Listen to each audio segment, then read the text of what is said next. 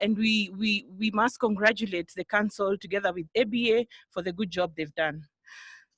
So before I invite our first guest, today we'll have generally 6 speakers. 4 of them will make presentations. And then we'll do, the first will be introductions, just running you through the program. Then we'll have opening remarks from our president, President Nelson Harvey. We'll have a presentation from the corporate trustee, that is ICA Lion. Then we'll have a presentation from a pension industry expert, that is Ms. Jen Juma. And then we'll have a presentation from our CEO, Retirement Benefits Authority, Mr. Nzomo Mtuku. Thereafter, we'll have our keynote speaker, Professor Githu Muigai. Right, before we get into the introduction, I'd like to set the pace for this discussion. And I wish to refer you to the book of Numbers, chapter 8, verses 24. And it says, the New International Version, it says, this applies to the Levites. Men 25 years old or more shall come to take part in the work at the tent of the meeting. But at the age of 50, you must retire from their regular, they must retire from their regular service and work no longer. So ideally, what we're saying is retirement is inevitable, and the earlier we prepare for it, the better it is for us. So let me take this opportunity to invite Senior Stephen Adere, has been a long-serving member of the ABA board. I'm told he's been there for over 30 years. That is amazing. So I'm inviting Senior Stephen to come and to come and introduce the guests who are with us today before we start the presentations for the day. Karibu sana, Senior.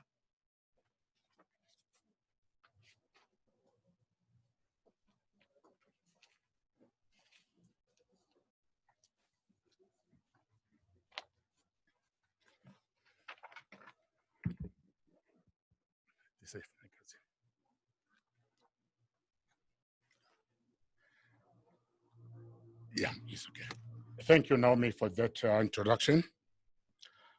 When you say we retire at 50, I got a bit scared. 50, I mean, you see, that is, if I get it right, that is Old Testament. And God knew at those years, they were living over 100 plus. If it was today, maybe, but not in those days. Now, and when you say I've been around for 30 years, I'm only waiting for another 20 years. Then I leave.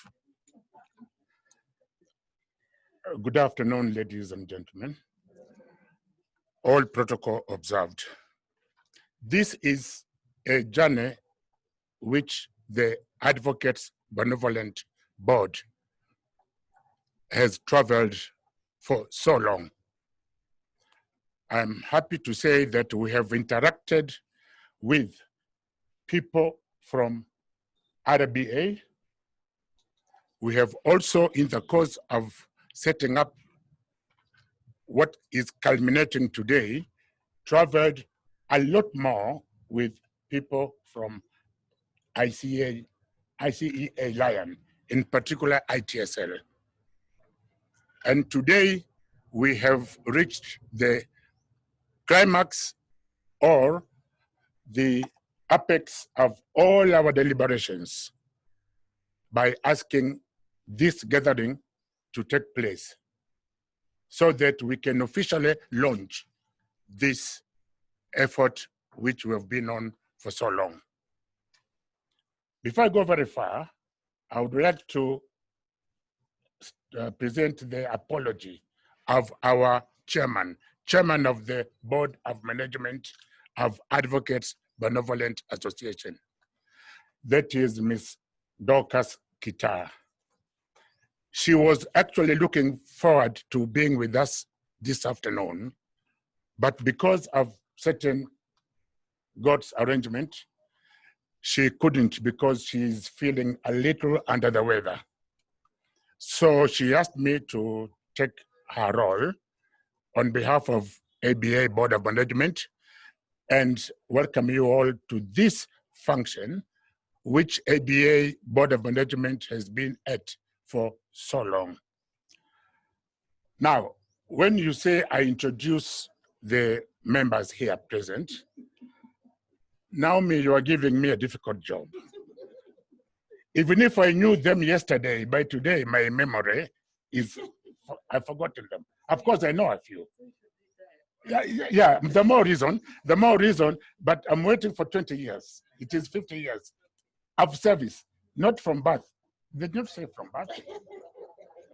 She didn't read from birth, just 50 years from service. Now, my preference would be, we are all mixed up here. Others would have to use some other names, which are rather professional. Maybe I know others by other names. And so I may not want to bring that familiarity into this serious gathering. I therefore ask, if you allow me, Naomi, that we go by line, starting from here. No, maybe we get hosts first. Hosts are on that side. So maybe members of the board introduce themselves first. We have two other members of the board apart from myself. You heard my name, I'm Steve Adere. Now, two members are there, will introduce themselves. Then we go to RBA members, introduce themselves, and then we go to ITSL members to introduce themselves. Thank you. So maybe we start with.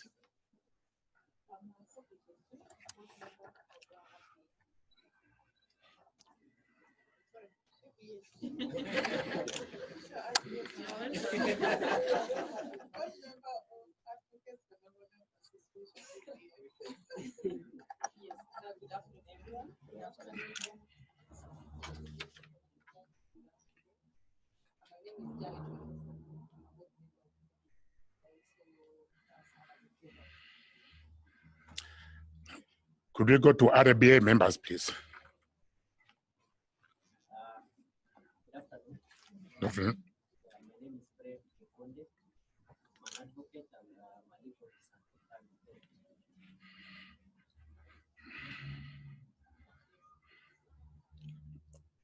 RBA? Aye.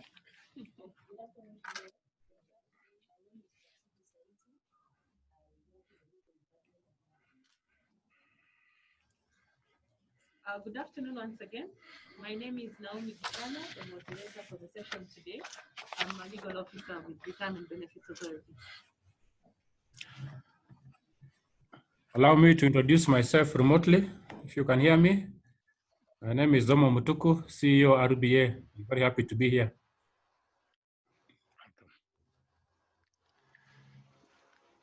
So we now move to, I think we're finished with the RBA. We now move to ITSL. Or ICEL, whichever you choose. Good afternoon, members. My name is Peter Washida. I'm the principal officer of ITSL. Good afternoon. Okay. What is My name is Kevin Alicha. mobile? The mobile mic. This time. Good afternoon. My name is Kennedy Obenyo from ICEL.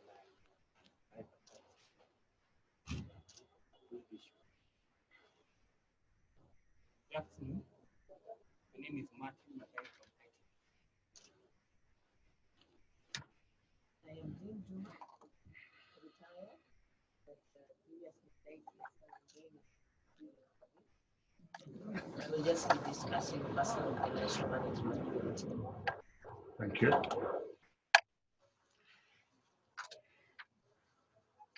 So with that,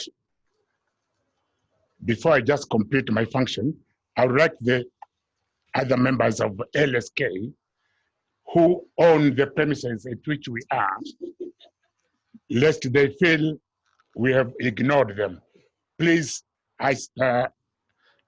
LSK officials and, well, both ordinary members and officials.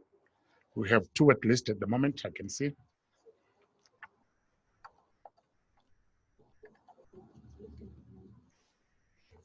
By introducing myself, wait for the president. My name is Mercy Wambua. I'm an advocate of the High Court of Kenya, and I'm also the CEO of the Law Society. I'm very delighted here today, very happy that the day has come. Ordinarily, that would be our hostess because she's the one who's permanently at these premises. She's the head. All the others, even the president, deputies, are visitors to her. Thank you so much, Mercy.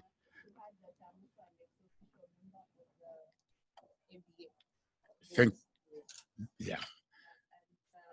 With me, I have council member Esther Nawang who has just joined us. She will introduce herself, and then the vice president. Good afternoon. Good afternoon. My apologies for coming late. Happy to meet all of you without introduction. I'm Esther Anawa. I'm the council member, country representative. I practice in Missouri. Thank you. Then we have our vice president. Thank you.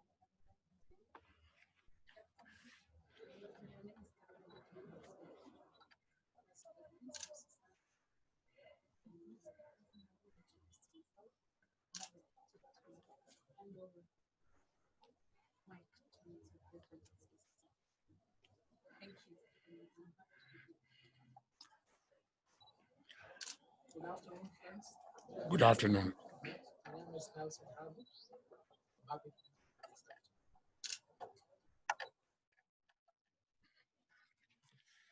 Now, with that, is there anybody who have left, please? If we have left you, let us hear from you. Now, with that introduction, we set the pace for our program this afternoon. And according to the program, I would, at this moment, ask the President, Law Society of Kenya, to come and give us his grace. Now, he may need a little time, I don't know, because he just arrived. He may need to maybe send his deputy to warm the chair for him for a while before he comes over. So with that, my work is done. Thank you very much, members.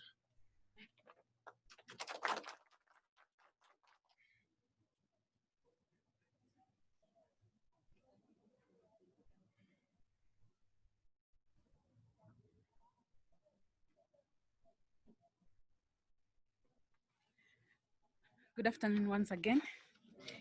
Caroline Kamende. Well, I'm just warming the seat for the president. I was not in the program, but I'm happy to be here. And I must say that this is a noble initiative by the ABA. I have worked closely with the ABA since 2018, when I was first elected as a council member. I am and have been very passionate about welfare, and the doors of ABA have always been open. I think I'm one of the members who have called consistently to the ABA offices for assistance, seeking assistance for members in distress. And I know that ABA has done some wonderful work during the years that I've known them. And what we are launching today is something that I think if there's anything we've picked from this COVID-19 pandemic, is we have had a test of how life feels like to be on retirement without a job and without savings, because one day we just woke up and the world came to a standstill. So having had that taste of that life where life is cut short, if I may call it that way, very, very abruptly, then I think this is a noble initiative. It's something that all members should think about, because I think other than people in the civil service, majority of people in the private practice do not really take this retirement benefit schemes seriously. And I think it has never come at the right time like now, because we all know what can now befall us in future. We can just wake up and life has closed down. I think for the last 6 or so months, our lives have closed down. So I must congratulate the ABA and especially the outgoing board, and those coming in already have their work cut out for them. They must make sure that we execute what we are launching today. So with those remarks, I would wish to invite the President of the Law Society of Kenya to give his opening remarks and invite the other speakers thereafter. Thank you and good afternoon.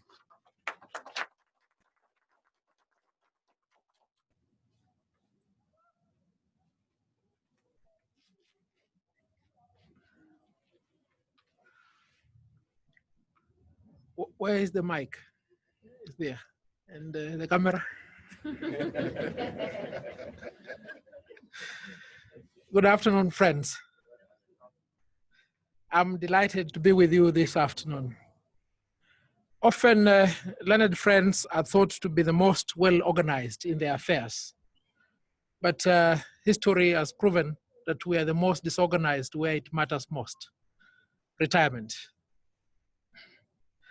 It is therefore quite appropriate that we sit or stand here this afternoon to launch this noble project. The business of a lawyer is always perilous. We may not project or plan adequately for tomorrow, but with what we've come up with today, it is hoped that many of us, if not all of us, will be able to make adequate arrangements through this project in order that we are not caught flat-footed as and when need arises for us to seek for help at retirement. And it comes at a time when we are facing a pandemic. And this pandemic has been the catalyst for many innovations. May I therefore implore you to use this opportunity to continue bettering the welfare of advocates. And for our speakers today, we are forever grateful to you. Continue making this noble project useful to us now and forevermore. And with this, I officially declare this occasion as having commenced. Asanteni sana.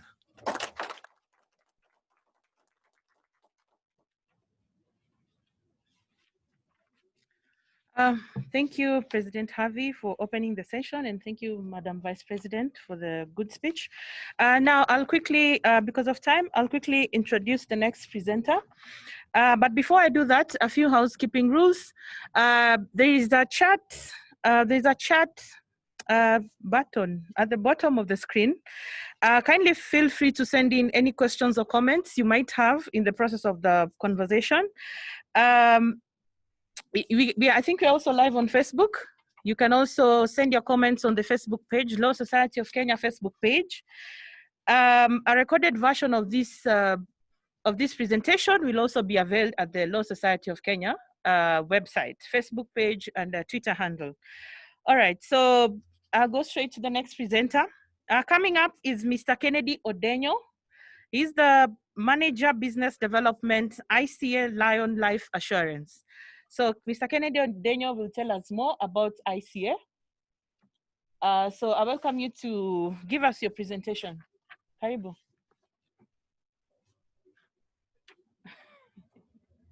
Okay, it was not him. Okay. Good afternoon, members. All protocols observed. My name is not Kennedy Odenyo. My name is Peter Washira. Kennedy Odenyo is my colleague at ICA Lion Group. We have synergized as a group to provide a solution for the legal profession. It has been a pleasure for us to work with the ABA board to come up with a solution that will not only secure the latter lives of the advocates, but also help them to plan better, to enjoy working as advocates before retirement, and after retirement, they can enjoy the fruits of their labor. And of course, the advantage of this is beyond just securing their financial capacity in retirement, you'll also have an opportunity to save for the medical expenditures in retirement, which is one of the heavy expenditures that most retirees incur while they get into retirement. I am at ITSL. Senior alluded a lot that the ABA board has worked with ITSL. I need to make a quick introduction of who ITSL is, and also, of course, in context of ICA Lion Group as a group. The ICA Lion Group has 4 companies. There's the ICA Lion Life Assurance Company, which will be the approved issuer and the custodian and investment manager of the fund. Then there's ITSL Trust Company Limited. We are actually just rebranding to ICA Lion Trust Company Limited. We are the corporate trustees of this fund. As Senior said, we started discussing this a while back to see how we can facilitate the formation of the board, the formation of the fund, and to make sure that it's up and running. And then there are 2 other companies, the General Insurance Company and the Asset Management Company. But within ICA Lion Group, it is ITSL, the corporate trustee, and ICA Lion Life Assurance Company that are involved in this project. And we are really delighted as a group to come on board. Besides the ICA Lion Group, we also have an independent administrator who, I don't know whether the slides are on so that I can display the governance structure of the fund. All right. All right. I want to go to the slide that talks about Wakili PRBS structure. As a fund, we are solely responsible to the members of the Law Society of Kenya, and of course also to the sponsors, the Law Society of Kenya itself and the Advocate Benevolent Association, ABA, who are the founders of this fund. And as the corporate trustee, we will be reporting to the ABA fund stroke LSK, and of course to the members, because it is to the benefits of those members that we are forming up the fund. Then below the sponsor and the members, we come in as the corporate trustee, who are basically the legal custodians of the scheme on behalf of all the members. Our role as the corporate trustee is to coordinate all the other service providers and to make sure that the benefits and the contributions and the scheme runs as per it is the intention. We work very closely with the other service providers. There's an administrator who is Kingsland Court. They will give a brief introduction of a few administration roles that they play. And of course, ICA Lion Life Assurance Company will be the approved issuer, is the approved issuer, who does the role of custodian and investment management of the fund. And of course, there will be other service providers like actuaries, auditors, who are important to make sure that the scheme governance is complete. But of course, we are all responsible to the regulator, because these are within the country, the regulation governing the pension retirement industry is quite solid. And we liaise with the regulator on a daily basis to make sure that the scheme is fully compliant and that the members and the sponsors' interests are very well protected. I want to stop there so that I can allow my colleague Kennedy Odenyo to just talk briefly about investment. He is part of the ICA Lion Group, and he will do a brief introduction of himself, the ICA Lion Group, and the role that the approved issuer would be playing in investment. Thank you very much.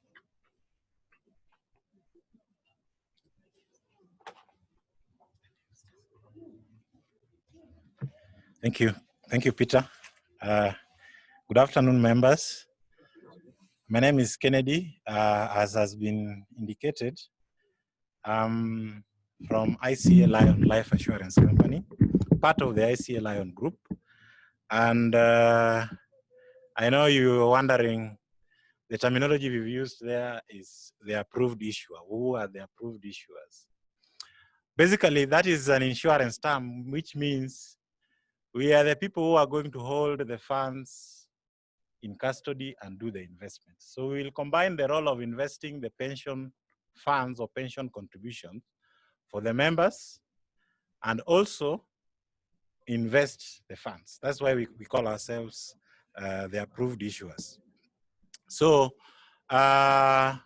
in this brief presentation session that we have, I'm just going to focus on a few things. One, what are we going to do or bring on board to the members? And that's what our role will be. And members will also be interested to know where we are going to invest the pension funds, okay? And after knowing where we are going to invest the pension funds, they might want to know how we are going to do the investments. So those are the few things that I'm going to mention in passing. I know Peter has mentioned about our relationship between ICA Lion, ITSL, and the subsidiary companies that we work with. So I may not go into that. I will just come straight into what structure of investments we have. There are two ways of investing pension funds in Kenya. You can choose to invest your pension funds with an insurance company like ourselves, or you can choose to invest the funds with a fund manager in a segregated environment setup. The board chose to invest the funds in a guaranteed setup with an insurance company. And this basically means, just like the name suggests, a guaranteed fund works that in a way that the capital you bring in, basically the monthly contributions that we'll be getting from the members, is protected. If you bring us 100 shillings, at the end of the year, we'll tell you you have at least that 100 shillings, okay? So that is the capital first. So we guarantee the capital. Then the other thing that we do is there is a minimum guaranteed rate of return that is expected every year.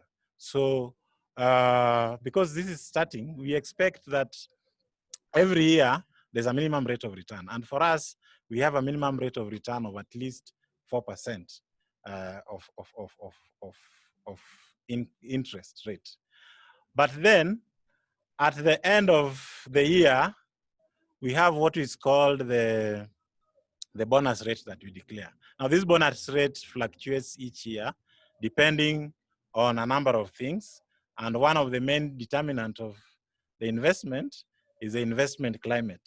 So depending on the investment performance, each year brings in different challenges. You can all agree with me that this year, 2020, is a totally different investment landscape compared to the previous year of 2019, okay? So whatever happens, any return that we declare above the guaranteed rate is what we call a bonus rate, okay? So we always have protection of the capital, basically the minimum contribution, and also the minimum guaranteed rate of return that is assured, but over and above that, at the end of the year, you have a final return, which we always declare. And historically, if you look at our presentations, if you look at our historical rates of return, which are also available from RBA website, you'll see at least the average return is always way above the minimum guaranteed rate of return that is expected. So as we partner with advocates in this journey of retirement, we are basically trying to ensure that we give you that security at the end of your retirement. And sometimes retirement can be defined by age. So you can say you want to retire at age 50, like Naomi had suggested. But also it's important that you define retirement by the portfolio or the assets that you have. So if you think you want to pursue your passion, then you can as well choose to retire at age 40, as long as you have something that is going to support you throughout your retirement, okay? So if you have that, then it means you can retire at any age. You can retire at age 75, as long as you are pursuing your passion, but without necessarily worrying about the basic needs.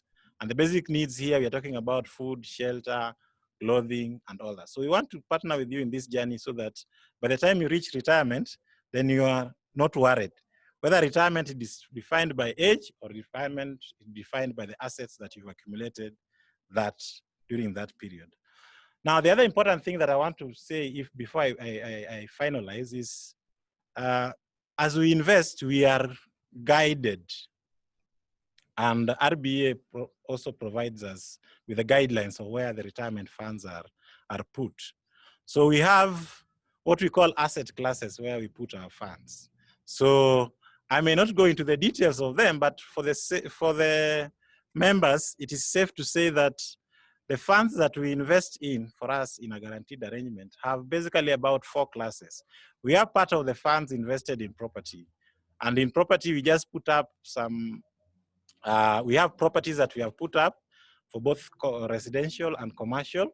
And what we do is we get rental income generated out of that, okay? So when we declare it, it is part of the rental income that has been generated from those properties. The other area or class of investments that we have is investments in stocks. So we buy blue chip stocks from Nairobi Securities Exchange, and we basically invest in those companies. And how we make money is by disposing of those stocks when probably we feel the share prices are good enough, and also the dividends that we get from the companies when they declare the dividends at the end of each year.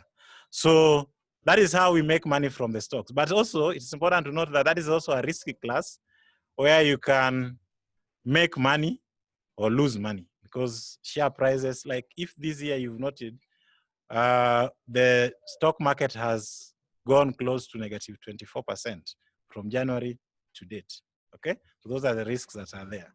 The other area that we do is invest in risk-free government papers. So we have about 70% of our investment in long-term government bonds and treasury bills. So basically what we are saying is the pension monies that we collect from the pooled fund because you don't invest your fund in isolation, we put your funds together in a pooled arrangement, and then we invest the same in government. Basically, we are lending the government the money, and in return, they give us back the funds with interest. So that interest is what we basically give back to the members. So I've described to you the structure of our investments, where we invest the funds, how we invest the funds.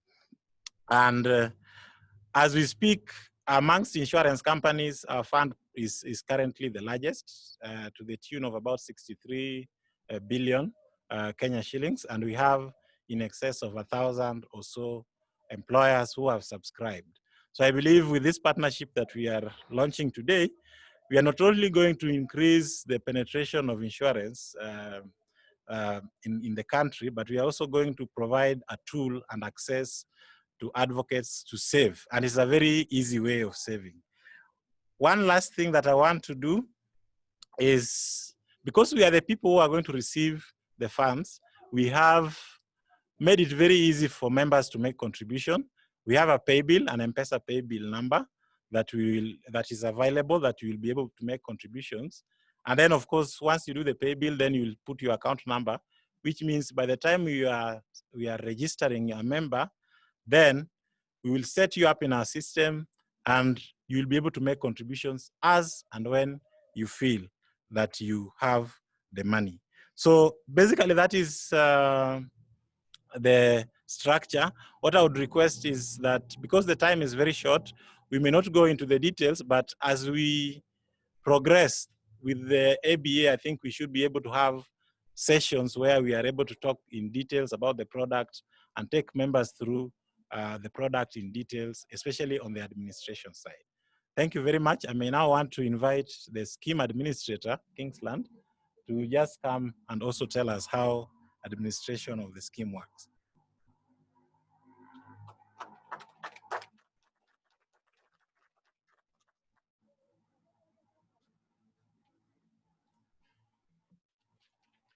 Thank you. Good afternoon again. I must say it's a privilege to be here. And admit that it's the first time I'm appearing in any live broadcast, or even recorded for that matter. So I'll quickly take you through what we do as an administrator. But just to mention is that every scheme to be registered in Kenya through the Retirement Benefits Authority must have an administrator. And that is where Kingsland Court we come in. Since today is your day, we'll talk about who Kingsland Court are at the tail end of our presentation. Now, the role of an administrator is essentially a glorified record keeper. We keep all the scheme records from members' biodata down to the scheme records in terms of financials, accounts, and all that. So we maintain the member records. We monitor remittance of contributions and allocate to the respective members once the accounts are set up. We process retirement benefits when due, and this should be done within 30 days, but we always have a better service level terms. We issue member statements. Currently, we issue them annually, but we always issue on request by members, or they can access on their own whenever they access the member portal. We respond to member queries because we get to know much more about the member than probably the founder or the trustee would. We maintain the books of account, and we also act as the trust secretary for the board by scheduling trustee meetings, having the minutes, and scheduling the AGMs. I'll quickly move to, I hope the presentations are being broadcasted as well, how to join the scheme. It has been made very simple and soon to be made even simpler. All you need to do is to obtain a joining form. This form can be obtained either through the trustee, the administrator, or in the LSK offices. And once you fill this form, scan and send it to us as the administrator, and that's it. You're enrolled as a member.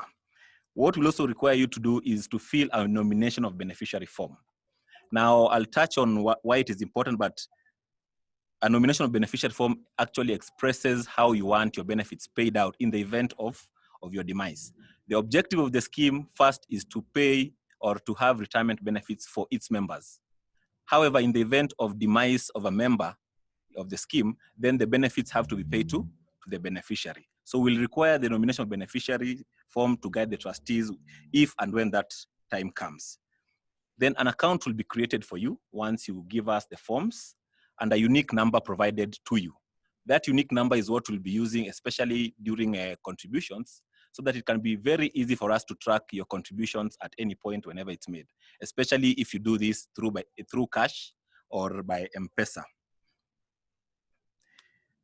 The essence of having this scheme in the structure it is to allow for consistent but flexible contribution rates, such that the frequency is up to mostly when you have the funds, but consistency in ensuring that at least every month put something aside for your retirement. So this is the concept of the scheme. You can contribute 4 times a day, 3 times a week, every month, every quarter, semi-annually. It is all up to you, especially considering how much you have. It is also open to employers who have members who are members of the LSK. So the employers can also join, and they can be making contributions also on behalf of the employees. At some point in time, I believe the next board will be considering a different type of scheme called an umbrella scheme, but this is what we have right now, and it serves and works quite well. How do you contribute? Once you make your application and you join, you have options to contribute either a fixed amount, as shall be expressed in your form. You can also choose to make a contribution based on your earnings. Say 3% of my earnings, 45% of my earnings. So these are also expressed in the joining form. The employer is also at liberty to make contributions on your behalf. Mostly the employers will do a rate, but they're also at liberty to do a fixed amount, say 10,000 shillings every month or every week transferred to my account. That will enable us to keep track of your account to ensure that contributions are received on time and they're received as you had expected them to be remitted. Members who are employed can also make what we call AVCs, additional voluntary contributions. Mostly where employers join such a scheme, they'll say, I'll make 5% on behalf of my member, the member will make 5%. But the member is at liberty to say, on top of that 5%, I can make 5% more or 2% more. So that is what we call AVC. You're allowed to do that, and it is very easy. All you need to do is fill an AVC form so that we can also have that on record. The AVC form is also available through the office, LSK, the trustee, or the administrator. As we say, the contributions are should be consistent, of course, but in any frequency that that is convenient to you as a member. How can you access your benefits as at when you need them, either at retirement, wanadere, or when you get the amount that you wish to have? All you need to do is fill what you call a withdrawal application form. It is a very simple form that will give you the details that will require. Submit this to the trustee or the administrator, and then we'll take on the process. The law requires we remit your benefits within 30 days of a proper application. But our intention is to fast track that. Within 14 days, your benefits are settled. There is a lot of counter checking that is necessary. That is why 14 days makes more sense. Someone would ask, why not 2 days? Why not 3 days? Okay, but there is a lot more in terms of governance to ensure that we pay the correct amount to the correct person at the correct time. We'll give you the list of details you will require. For instance, we'll need your Kenya Revenue Authority PIN number. We'll need a valid bank account details. We'll need a copy of your ID or passport. Okay. All benefits will be paid electronically. We won't have any check payments. So it's either M-Pesa or we transfer through RTGS to your account. Now I'll move on to something else, is that this, as the administrator, we have what we call the member online portal. This portal assists members to keep track of their details at any point in time. You'll know your contribution history. You'll get to know how much you've saved at this point. You can estimate how much you can access at any point in time, so that at the comfort of your sitting room or your study, you can just know how far off am I in terms of my target for retirement benefits. Once you join as a member, this will be part of the package in terms of linking you towards access to this portal. Now, something that mentioned is that the scheme is registered by RBA and also by KRA for tax exemption. That was a very key thing we wanted to follow up to ensure that members enjoy the benefit of tax exemption when contributing. So there is a benefit in terms of tax. Whenever you contribute, up to 20,000 shillings every month is not taxable from your earnings. The investment income you earn from this 20,000 is also not taxable. And also your retirement benefits, when you come to access your benefits, for every year you've been a member of the scheme, you have a tax-free benefit of 60,000 shillings. Of course, as KRA, subject to a maximum of 10 years. So if you've saved 1 million shillings, not 1 million will be taxed. It will be 1 million minus, say, 600,000 we tax, the remaining 400,000. So that is a benefit to you. And the penultimate presentation will be on the nomination of beneficiaries. I've made mention of this. I know as a lawyer, advocates, you get to encounter this a lot. Please ensure that you fill your nomination of beneficiary form. In the unlikely event or in the event of your demise, it will make it very easy for trustees to know how to distribute the benefits. Let them not be the investigative arm of your benefits. So this is also part of the joining form, but it is also available at any point once you've joined the scheme. You can always fill it. Now, who is Kingsland Court? We can just assure you we are not a briefcase company. We are not so much known in the industry, but we've been there for the last 20 years. We are registered by RBA as an administrator.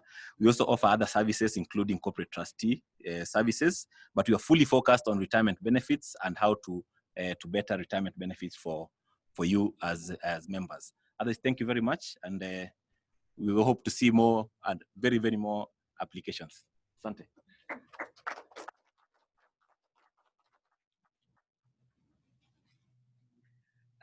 Thank you very much for the presentations from Peter, Kennedy, and Kevin, for the very educative presentations.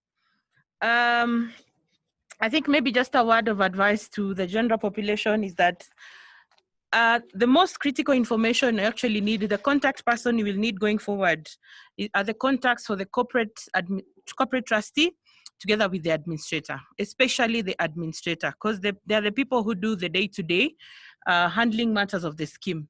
And of course, he made it a bit sophisticated, but administrator is mtu wa mkono wa trustees.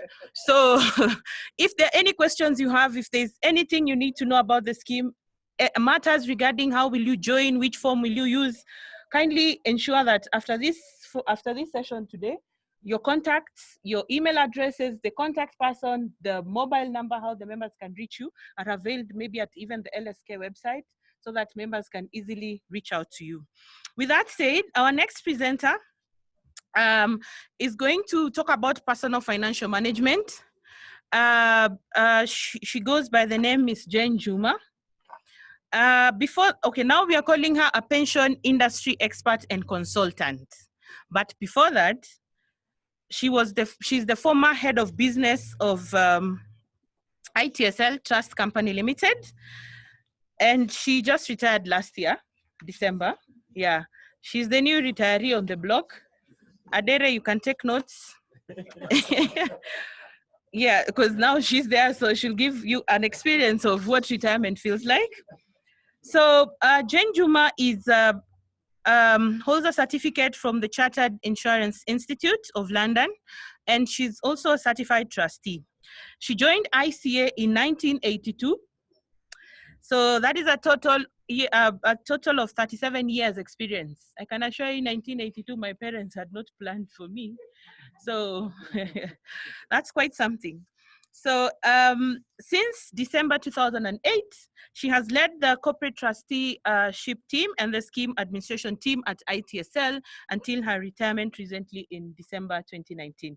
So welcome, Jen, to tell us more about personal financial management.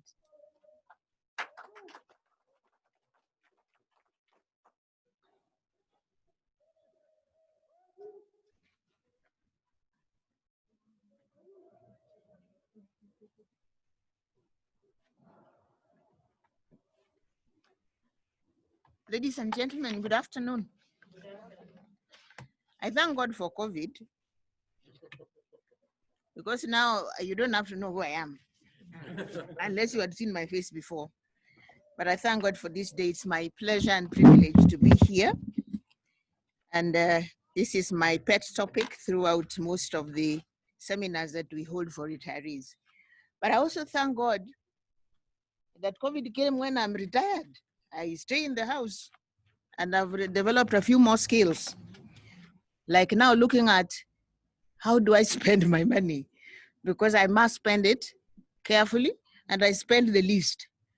So in our house of late, we have 10 grandchildren. The youngest was born on 9th of June.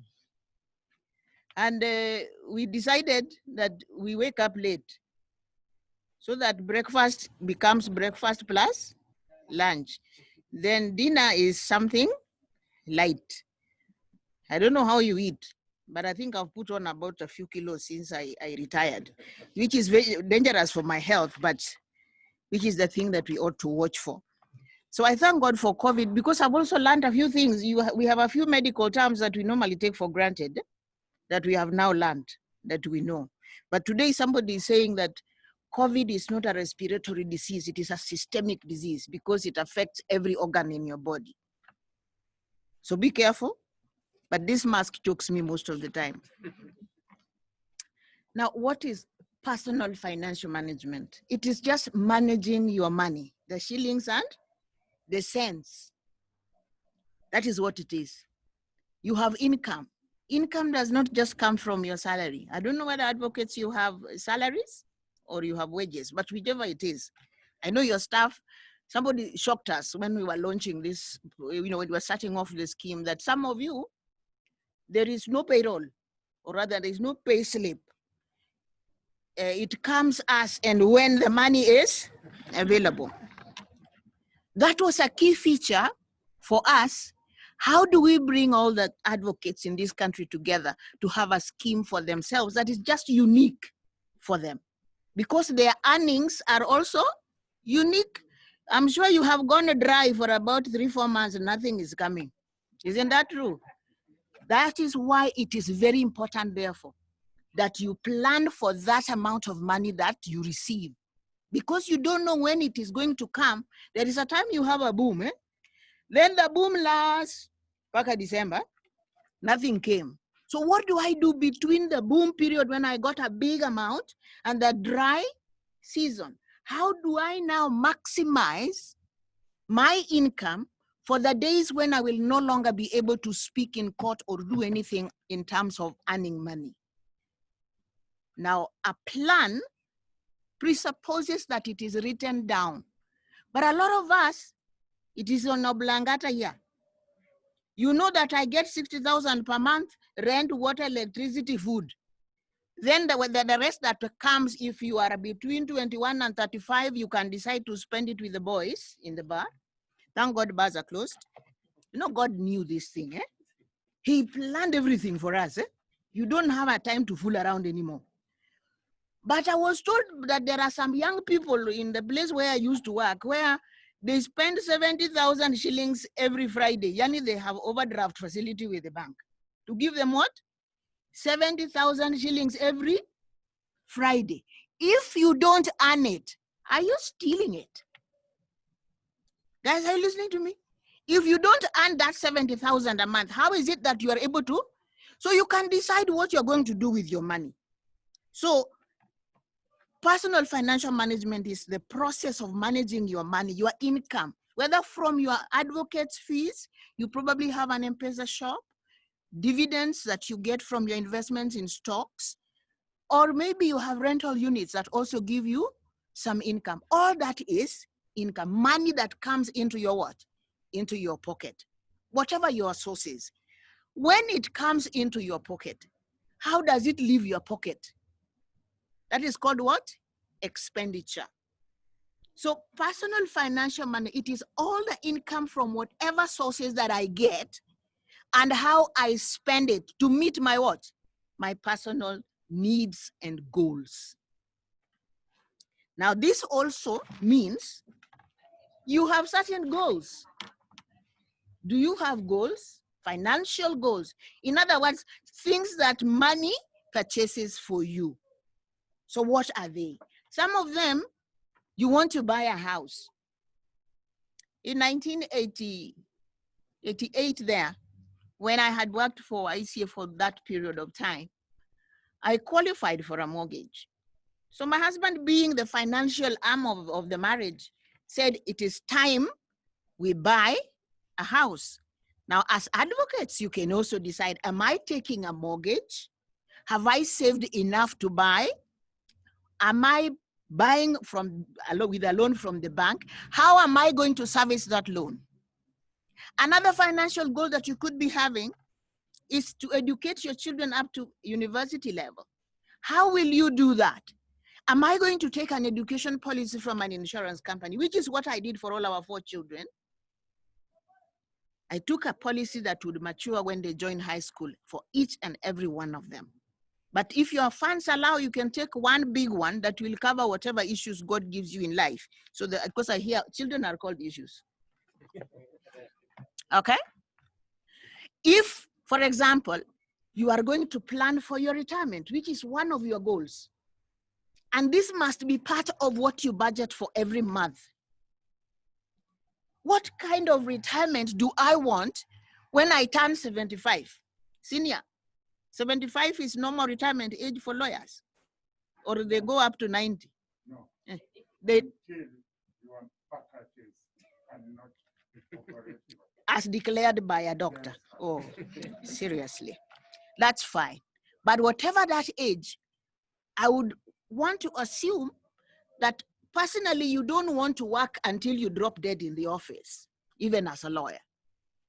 Fix a date for yourself, a target to which you, towards which you can work and save. So decide. Because earlier on, when you are 21 to 35, your goals are also, objectives are very different from somebody in midlife and somebody in later life. So what are your goals and objectives as a person? This means personal financial management is a deliberate thing that you have to do if you want to be successful. You know, there are retirees who are not successful and they die within 2 years of retirement. The ones who just thought, I will eat, drink, and be merry. They retire, they have nothing, not a house, nothing at all. And in my 37 years plus experience, I have seen them. Some, even the shock, the day that they are retiring, they didn't know very well. The HR has been reminding them every day, but it is until they are told it is today. I had one in my previous place of work, which you all know, but you don't know the person, so that's fine. I was called now to cancel a 60-year-old man to vacate his office. Johnny vacating, he's 60 and he knows he should be going, but now I have nothing. I have not planned. I've not built a house. I don't have this. Please manage your finances so that you maximize your satisfaction, so that you have an effective, enjoyable, and fun retirement. I tell you, I had planned everything and I knew I was going to have a super time when I retire. Then God had a different set of plans for us. Mchungaji slept on 28th of December, 2019. I knew that immediately we finished, when our daughter gets the baby, the first place we go is London, you know, to go visit the baby. Then from there, we were going to go to Spain and spend a month there. Are you with me? Because I wouldn't have worked for 38 years and then I want to go and sit in the village. No, I wanted to travel and see the world. So what are your goals for retirement? Do you want to retire to the village where you don't have friends and acquaintances? The dogs also bark at you every time you enter your house. Those are goals. What kind of retirement life do you want to have, so that as you save now, how much is available for you to set aside on a regular basis, managed very well by ICA Lion, so that you get returns, and also tax concessions apply. The older you are, the less tax you will do what? You will pay. We are together. They were trying to remove that retirement tax, no tax from age 65. I almost collapsed because I left the bulk of my benefits to be paid when I am 65 to avoid the tax. You can avoid tax, but not evade. So what are your personal goals that you are planning to be met from all sources of income that you receive? But the most important of all, my friends, how do you want to retire? What kind of life do you want to live? That now means you have the list of all your assets and the list of all your what? Liabilities. If you subtract liabilities from assets, you have your net worth. At the point of your net worth, that is when you now know which of my goals should I start with. If you are a young couple, buy an education policy. It is very cheap. Minimum is 2,000 shillings. Then time it in such a way that it comes into your pocket to meet the need of education for your children. Education also, even as you buy an education policy, what kind of education? Because some of us, we went to public schools, but you want your children to go to Brook House, where fees is 1 point something per term. If that is your goal, then you need to look at what is my income? Can it meet the premium throughout the 10 or 15 years that my child will need it at that time? You want your children to go to universities abroad, then you need to see, how am I going to finance those objectives? Please, I said my husband was an accountant. He bought me a ledger, and every month he would give me 2,000 shillings for housekeeping. You know, in the 80s, life was very simple. But that 2,000 bob, he wanted me to record if I bought a sweet, kama nilinunua mahindi kando ya barabara. Are you getting me? If I bought milk, anything, guys, that is what is called cash flow. The money came in, how does it leave? Your pocket. If you do not know where your shillings and the pennies and whatever you have goes, you are a blind and foolish person. Write it where? Down. When I was disposing of some of the books we had in the house, I was coming across the ledger books, the books of accounts that I used to maintain for the house. Do you know, at that time, I thought my husband was a very mean man. But when I became wiser, I realized he was teaching me sound financial management. And when that point reached you guys, the quarreling stopped. Because I was always being asked, what did you buy? How come you are broke? If you're a married person, can you relate with that? Yes, we are fighting about money. And what did you do with the money I gave you? My husband wanted to see if it was 2,000, ilienda wapi moja kwa moja. And I always made sure I saved something. Because I was raised by a very prudent mother. She told me a woman must save something and you must keep it somewhere that no one knows except the moths. And you don't touch it unless the house is on fire. Then one day, you know, there were those people who used to wait for us in Uhuru Park. They want to multiply the money. They pray while you are closing your eyes. When you open, they are gone. So when we were expecting our third born, Mchungaji was in that dilemma. So he came back to the house. I was very pregnant. In fact, I gave birth very fast after that incident. And he said, these people are my friends. They have been praying for me. And they said they're going to multiply this man. Then I looked at his eyes and I could see this guy is hypnotized. So I just told him, Amimi, I don't have any money. All the money you gave me, see, this is the book of accounts. I've spent everything. There is nothing left. And those guys went. But the money that he was taking to the bank went with them. That is what I used to pay my maternity fee at Kenyatta Hospital and for a taxi driver to take me to the house until friends came to my aid. Are you there? So please, you must operate a budget so that you know how your money is coming in and going out. What is the goal? I want to have fun in retirement. What is the goal? And the younger, the better. If you are getting employed, people now get to employment at age 21. Hey, the minute you get to age 21, do what? Start saving for retirement. What kind of life do you want to do what? To live. When my husband died, we didn't have a house up country. Me, I like the countryside. Nairobi chokes me every day. And the life in Nairobi, sometimes your head spins because of the way people do things. But the countryside where I went and buried my sweetheart is quiet, cool, no noise. It rains any time of the day. You know, I love that. So that I would want to spend, but by the time he died, we didn't have a home where? Up country. For you, do you want to have a home where? Is it in Mombasa, Seychelles? Is it in the Mauritius? Is it wherever it is that you want to live? You must accumulate that money while you're still able to do it to achieve that what? That particular goal. There are things that we take for granted. You can't save what you don't have. So earlier on when I used to pick things, it's called impulsive buying, you know? And that is where Mchungaji alinishika tu. You can't do that. This is our money and we must know where it goes. So you can't say you are broke and it is 5th of. If you can relate with that, please clap some wherever you are. By 5th of the month, you are broke. Your best friend is the kiosk owner. Because you say, Mama, can I be taking maziwa on credit? The butcher is also your friend. Meat on? Please do not live on credit. You must not spend more than what you earn. When you're spending more than what you earn, it is called gluttony, by the way. In the Bible, it is idolatry.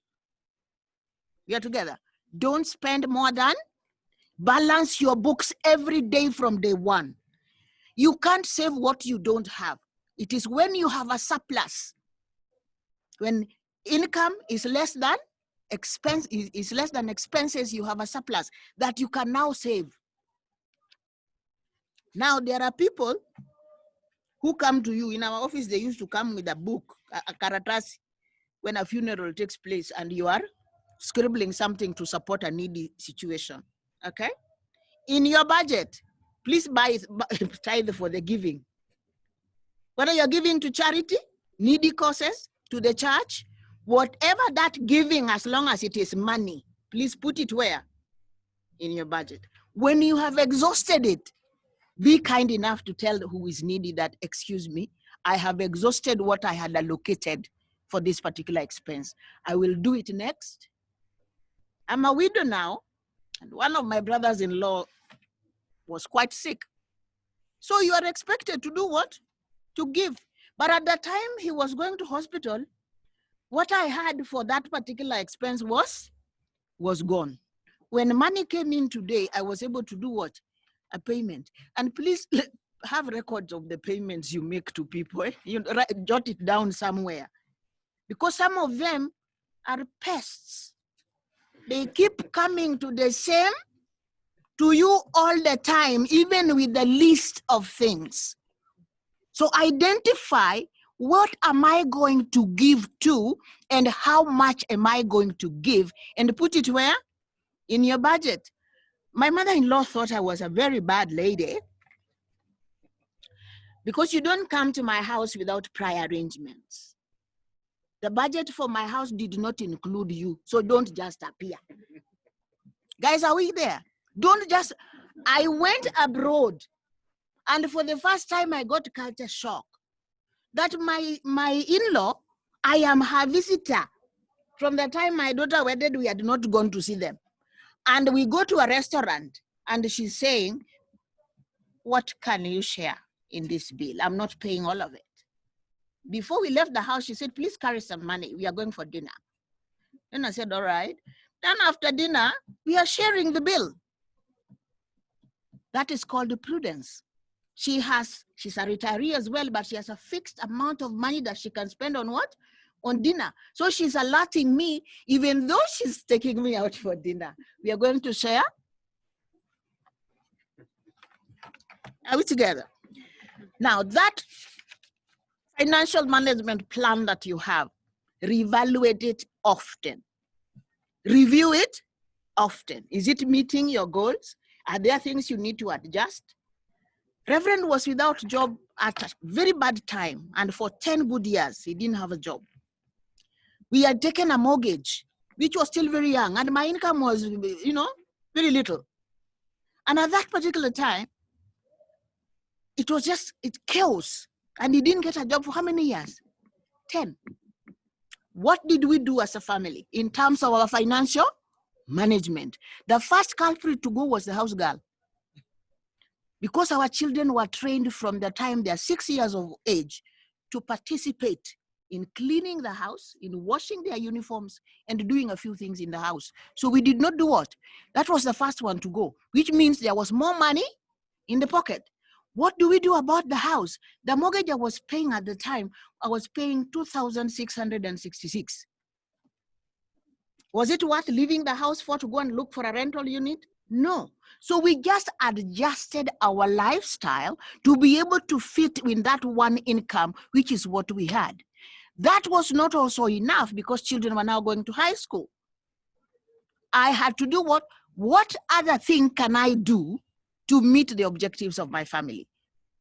I would sell shoes from Kikomba. I would go on a Saturday and buy very nice, they called them camera. Wash nicely, bwana. Then you stay soft ndani. Inakuwa new. Then you bought it at 50 shillings, you go and sell it at 600, 700. You get what I mean? I did the same with shoes. That time there were ladies coming, going to London to bring clothes. I hooked up with one of them. I sell for her, she gives me commission for selling. I have sold fish when I'm a manager in ICA. And fish gave me more money than what my income at ICA was. To do what? To meet the lifestyle of my family. It was modest, but I did not want stress. Because the first 2 years after my husband lost his job, I acquired ulcers and migraines in trying to balance the new state of things. Do not panic. Take stock of what you have. Then plan, what do I need to do to achieve the goals for my family? That is important. Now, retirement income, don't take it for granted. We have 2 boys and 1 girl, and they are all very busy in their marriages. I just realized I became their supplier because none of them has got any excess fund to send to you. They are always saying, Mom, we are broke. One couple are insurance agents, and this COVID has hit insurance agents squarely. Am I correct, Ken? Because they earn from commissions. When people don't have disposable income, nobody's buying insurance, so commissions are not coming. You have to devise how you will survive. They come to Mama because Mama is a granary. She stores. Wives, are you here? Does your husband have confidence in your ability to keep money? Please be your husband's savings account. Now, as you invest with ICA Lion for retirement in this unique environment, you must have a target of your own. What do I hope to save to have a comfortable and a fun what? Retirement. It may not, for Senior and Janet, definitely it is not the same. If Senior is starting now, he's a little late. Janet might have about how many years, 20 or so, but Senior said you work until you are incapacitated mentally. You're together. So if Senior is starting now, he can't start at the same with a younger person. He will need to put in a what? A little bit more because he's near a retirement and his goals must be achieved. He wants to have fun. He wants to be comfortable. He wants to be independent. Somebody who has a much longer time will not save the same kind of money. But please note, you are in a scheme where you are the one who is on the driver's seat. So savings will not happen by osmosis. You have to be deliberate and put money aside for the particular goal of retiring happy and content. Are we there? So when my children now come and say, Mom, we are broke, I'm not saying there is no more, there's no money. That's a language that is so terrible for most of us. You go to ask a husband for something and probably you just wanted to buy something special and he tells you, I have no money. Husbands, if you're here, please note, you are our suppliers. But I don't panic when my children are broke. I send money to my daughter-in-law to do what? To my son or my daughter-in-law to buy something for the children because I can afford it. I would have wanted to go to Europe, but they are not accepting visas from Kenya. Your epidemic is still on the rise. And even them, they are dying like flies on the other side. You don't want to go there. My own mother told me, hey, unaenda wapi? You can't go to London now, to UK now. I hear they are dying like flies. You are going to take it there or you're going to bring it back home or you will die there. Wait. You guys, are you listening? Wait until things become normal. But my intention was to go to UK and stay there for 6 months with my grandson. Because I can do what? If my daughter cannot accommodate me, I can pay for my holiday for those 6 months and still have money to spend. Are we there? Ken knows what I am because he's my service provider. There are other vehicles of investments, even as you save for retirement. You can buy into unit trusts. Money market fund is very safe at the moment and giving very good rates. Now stocks are down. You buy when stocks are down and you sell when prices go up. Buy if you have the money to buy. You can also put cash in deposits in the bank, but I discourage my clients not to do that because they give you the lowest. What you will earn in money market is much more superior. You can also buy other bonds. You can also invest in real estate. But those of us who are in real estate, what is our experience right now? Tenants are not paying. All of mine are not paying since March. So if you are going to retire and the bigger part of your portfolio is in real estate, please be very careful. Begin to bring it down as you near your retirement age so that you maintain a lot of liquidity for your personal use. I wanted to be a farmer when I retire. Yesterday, a consultant shocked me, told me, Mom, have you ever even planted an acre of maize? And you want to take care of cows? Have you ever even taken care of a little one, of a cow in your entire life? And now you want to retire. And so if you are going to go into farming, you've already started doing it and it is actually earning you money. Kuna watu wanafikiri they are earning money, but they are losing money. Because you don't know what you put in even in the first place. So that you can see, I put in 50,000, I got this much. There was a time I put in 50,000 and I got back only 30. Did I make a return? It was a total loss. Are you guys there? So look at your money. Then we chose for you a scheme which gives you tax advantages, which means your savings grow faster on compound basis. Wherever you are saving, wherever you are investing, one of the rules of personal finance, never lose what? Money. And if you want to be poor, just stay in the house and do nothing. Or put your money under the what? The mattress. Then when the president declares that step, that all the money has to go back, yours was under the mattress, you have nowhere to take it. In conclusion, this is what I have to say about personal finance. You have to be deliberate. You must manage what you earn so that it can satisfy your needs. Your needs for education, for housing, for retirement, whatever that goal is. Whatever those plans are, write them down. Then quantify.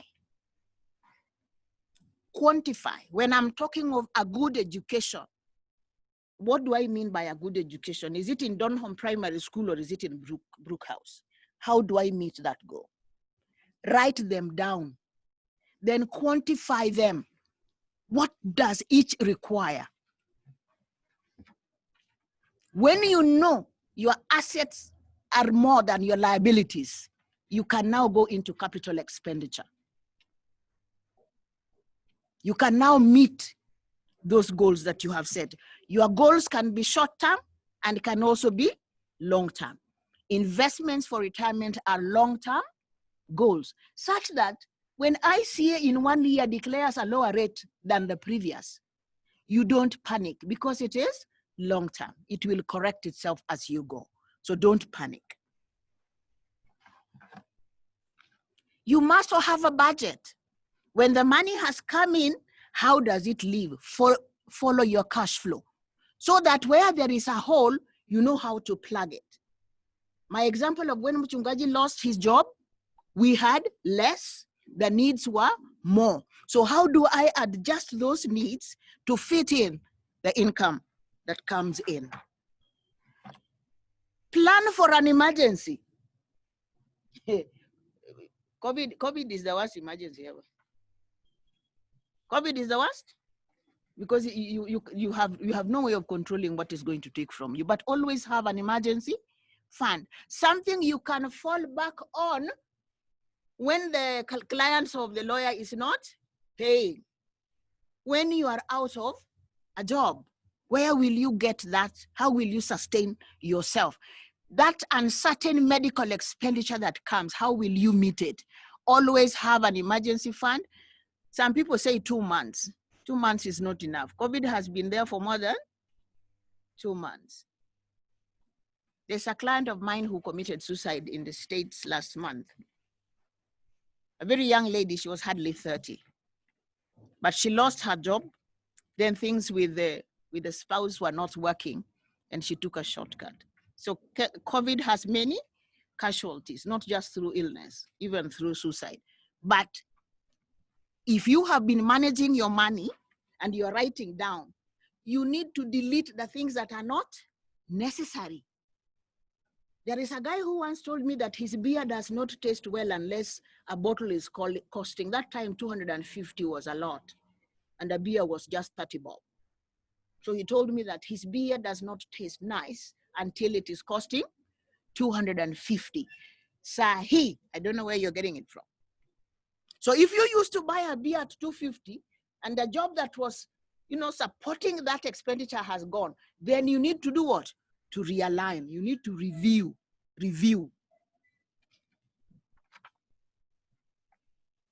The older you are in this scheme, the more you need to save. The younger, the more comfortable, but keep on adjusting that saving for retirement as your circumstances do what? Change. And don't just invest in the scheme, save and invest in other vehicles, in securities, in real estate, wherever that can be. As I conclude, there is a shocker that I also came across. It just shocked me, but I'd already done it. Determine your retirement spending needs. I'm probably talking to somebody who's 25, 26, or even 30. Determine your what? Retirement spending needs. What will my lifestyle be when I leave the workforce or when I can no longer earn? But when you have acquired all those things through savings and investments, please do what? Estate planning. When you have acquired all those things and you are now comfortably going to retire, do what we call estate planning. How will my estate be distributed to my beneficiaries? That is estate planning in simple language. It might be complicated by the lawyers, but that is what it is. Who will get what? Now, for me, I have said who will even get my clothes, my utensils, my spoons and forks and knives, everything. To the last what? To the last detail. Because I don't want people coming to fight over things I sweated to earn.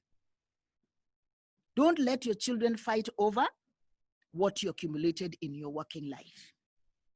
Seal it, if you want, with a trust so that the trust executes your what? Your estate instead.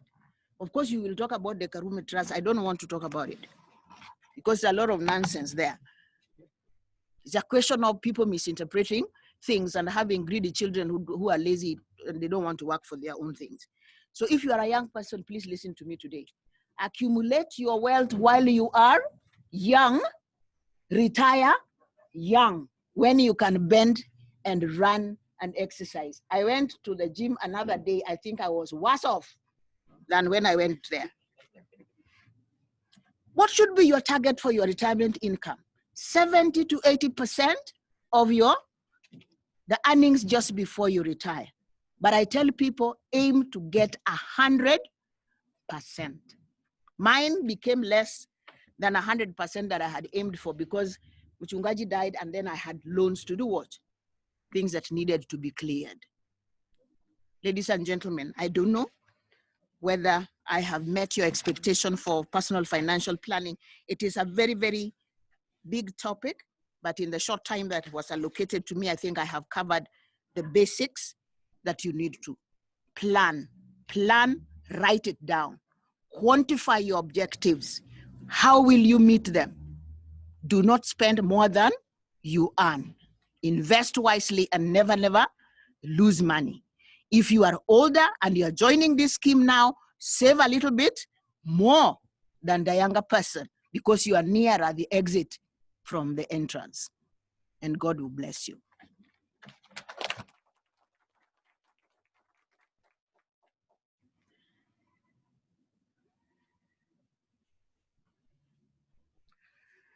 Well, thank you very much, Ms. Jane Yuma, for the very enlightening presentation.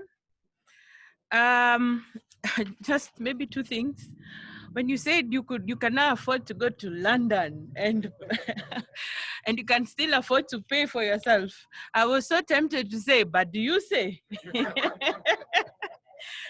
It was really, I really had it here, only that I couldn't say it aloud. But if you're close to me, I would have whispered, but do you say?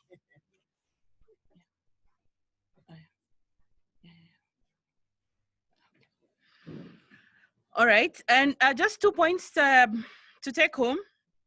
That one thing you need to ask yourself, are you able to maintain your standards of living today at retirement? Second thing is, don't start a new business at retirement. They always say 99% of the businesses, of people who start a business at retirement always fail. 99% of them. With that said, I would like to invite our next speaker, CEO RBA. I hope you're ready to connect him. In the meantime, I will, all right, welcome, CEO. CEO Retirement Benefits Authority, Mr. Nzomo Mtuku. He was appointed CEO on the 1st July 2018. And before that, he was the acting chief executive officer for the authority from May 2017. Prior to his appointment, Mr. Mtuku worked at the National Treasury as the Senior Advisor Financial Sector and Acting Director Financial and Sectoral Affairs Department. Previously, he has also been the Chief Manager Research and Development at the Retirement Benefits Authority, and he has also worked at the Research Department of the Central Bank of Kenya. Mr. Mtuku holds a Master's of Arts degree in Economics, as well as a first class, I must underline, Bachelor of Arts Economics degree from the University of Nairobi, and a certificate in digital money from Tufts University. He has also undertaken different trainings in UK, Canada, Harvard University, and Wharton Business School in the United States. With that introduction, let me invite you, Mr. Mtuku, to make your presentation. Karibu sana. Thank you, Naomi, and good afternoon, everybody. I'm happy to join, albeit virtually. I hope you can all hear me loud and clear from here.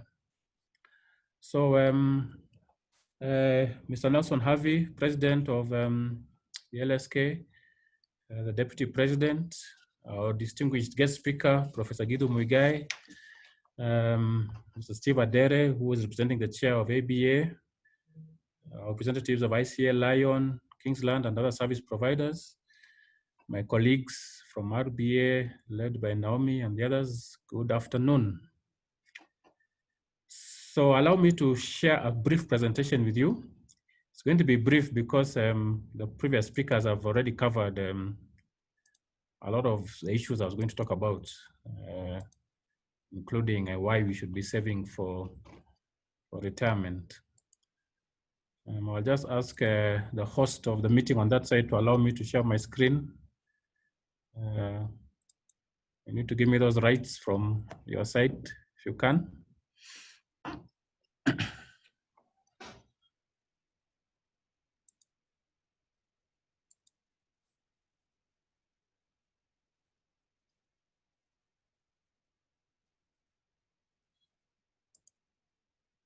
Thank you. I hope you can all see my screen.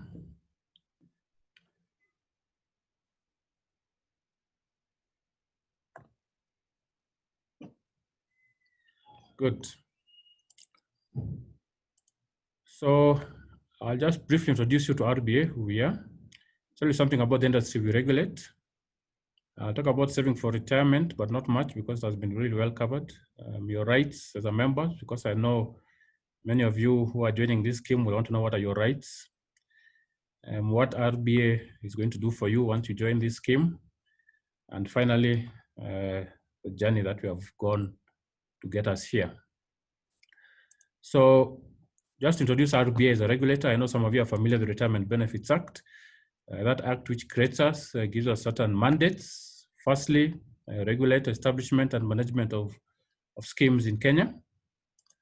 Secondly, protecting the interest of members and sponsors of those schemes. So we are protecting the interests of both ABA in this case, who is the sponsor, and the many lawyers who are going to join the scheme, who will be the members.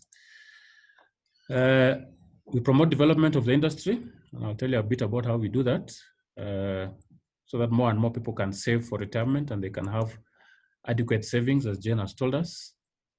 We do advise the National Treasury on policy matters pertaining to our industry. And of course, we implement various government policies relating to the industry. So this is really our mandate as provided in the law. The industry we are regulating is a big industry. If you look in terms of dollars, it's 13 billion as of December 2019. That's around 1.3 trillion Kenya shillings in terms of the assets that we have that we are regulating. These are held by around 3.2 million members, and these are in around 1,250 schemes that we regulate, including, of course, Wakili.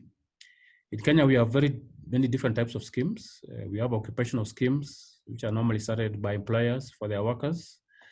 We have what you call umbrella schemes, which bring together many umbrellas. We have statutory schemes like NSSF, and we have individual pension plans like the one we are launching today, which are basically open to individual membership. And then within those schemes, we have all kinds of different setups. We have provident funds, which are the ones which pay lump sums when somebody retires, like NSSF. We have pension funds, which pay monthly pension when one retires, and various hybrids in between. We also have what we call defined contribution schemes, again, like the one we are talking about today, where each member has his own kind of account and he contributes into it, and maybe his employer also contributes, and that money is invested, as you have heard, and that income is credited to that account. And we also have defined benefit schemes where benefits are calculated using a formula. So a very well-developed pensions industry.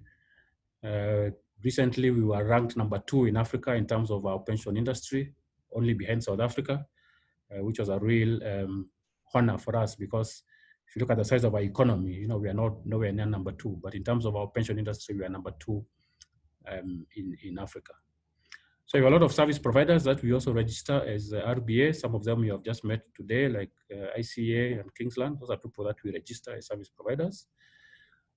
These schemes are run by trustees. And of course, in your case, ISIL is the trustee.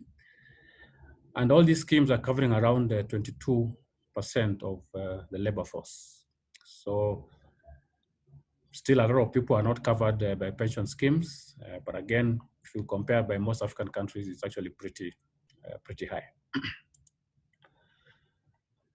It's good just to mention that this industry, because those figures I was showing you is at December. On the last 2-3 months, we have seen impact on our industry, and it's good just to let you know that. We have had our members impacted directly and indirectly. Some of them, of course, have contracted the disease. We even have some who have passed away, unfortunately, or their relatives have been impacted.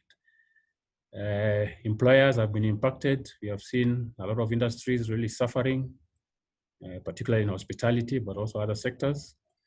We have seen cases of employers being forced to send staff out on unpaid leave, and even in some cases, outright redundancy.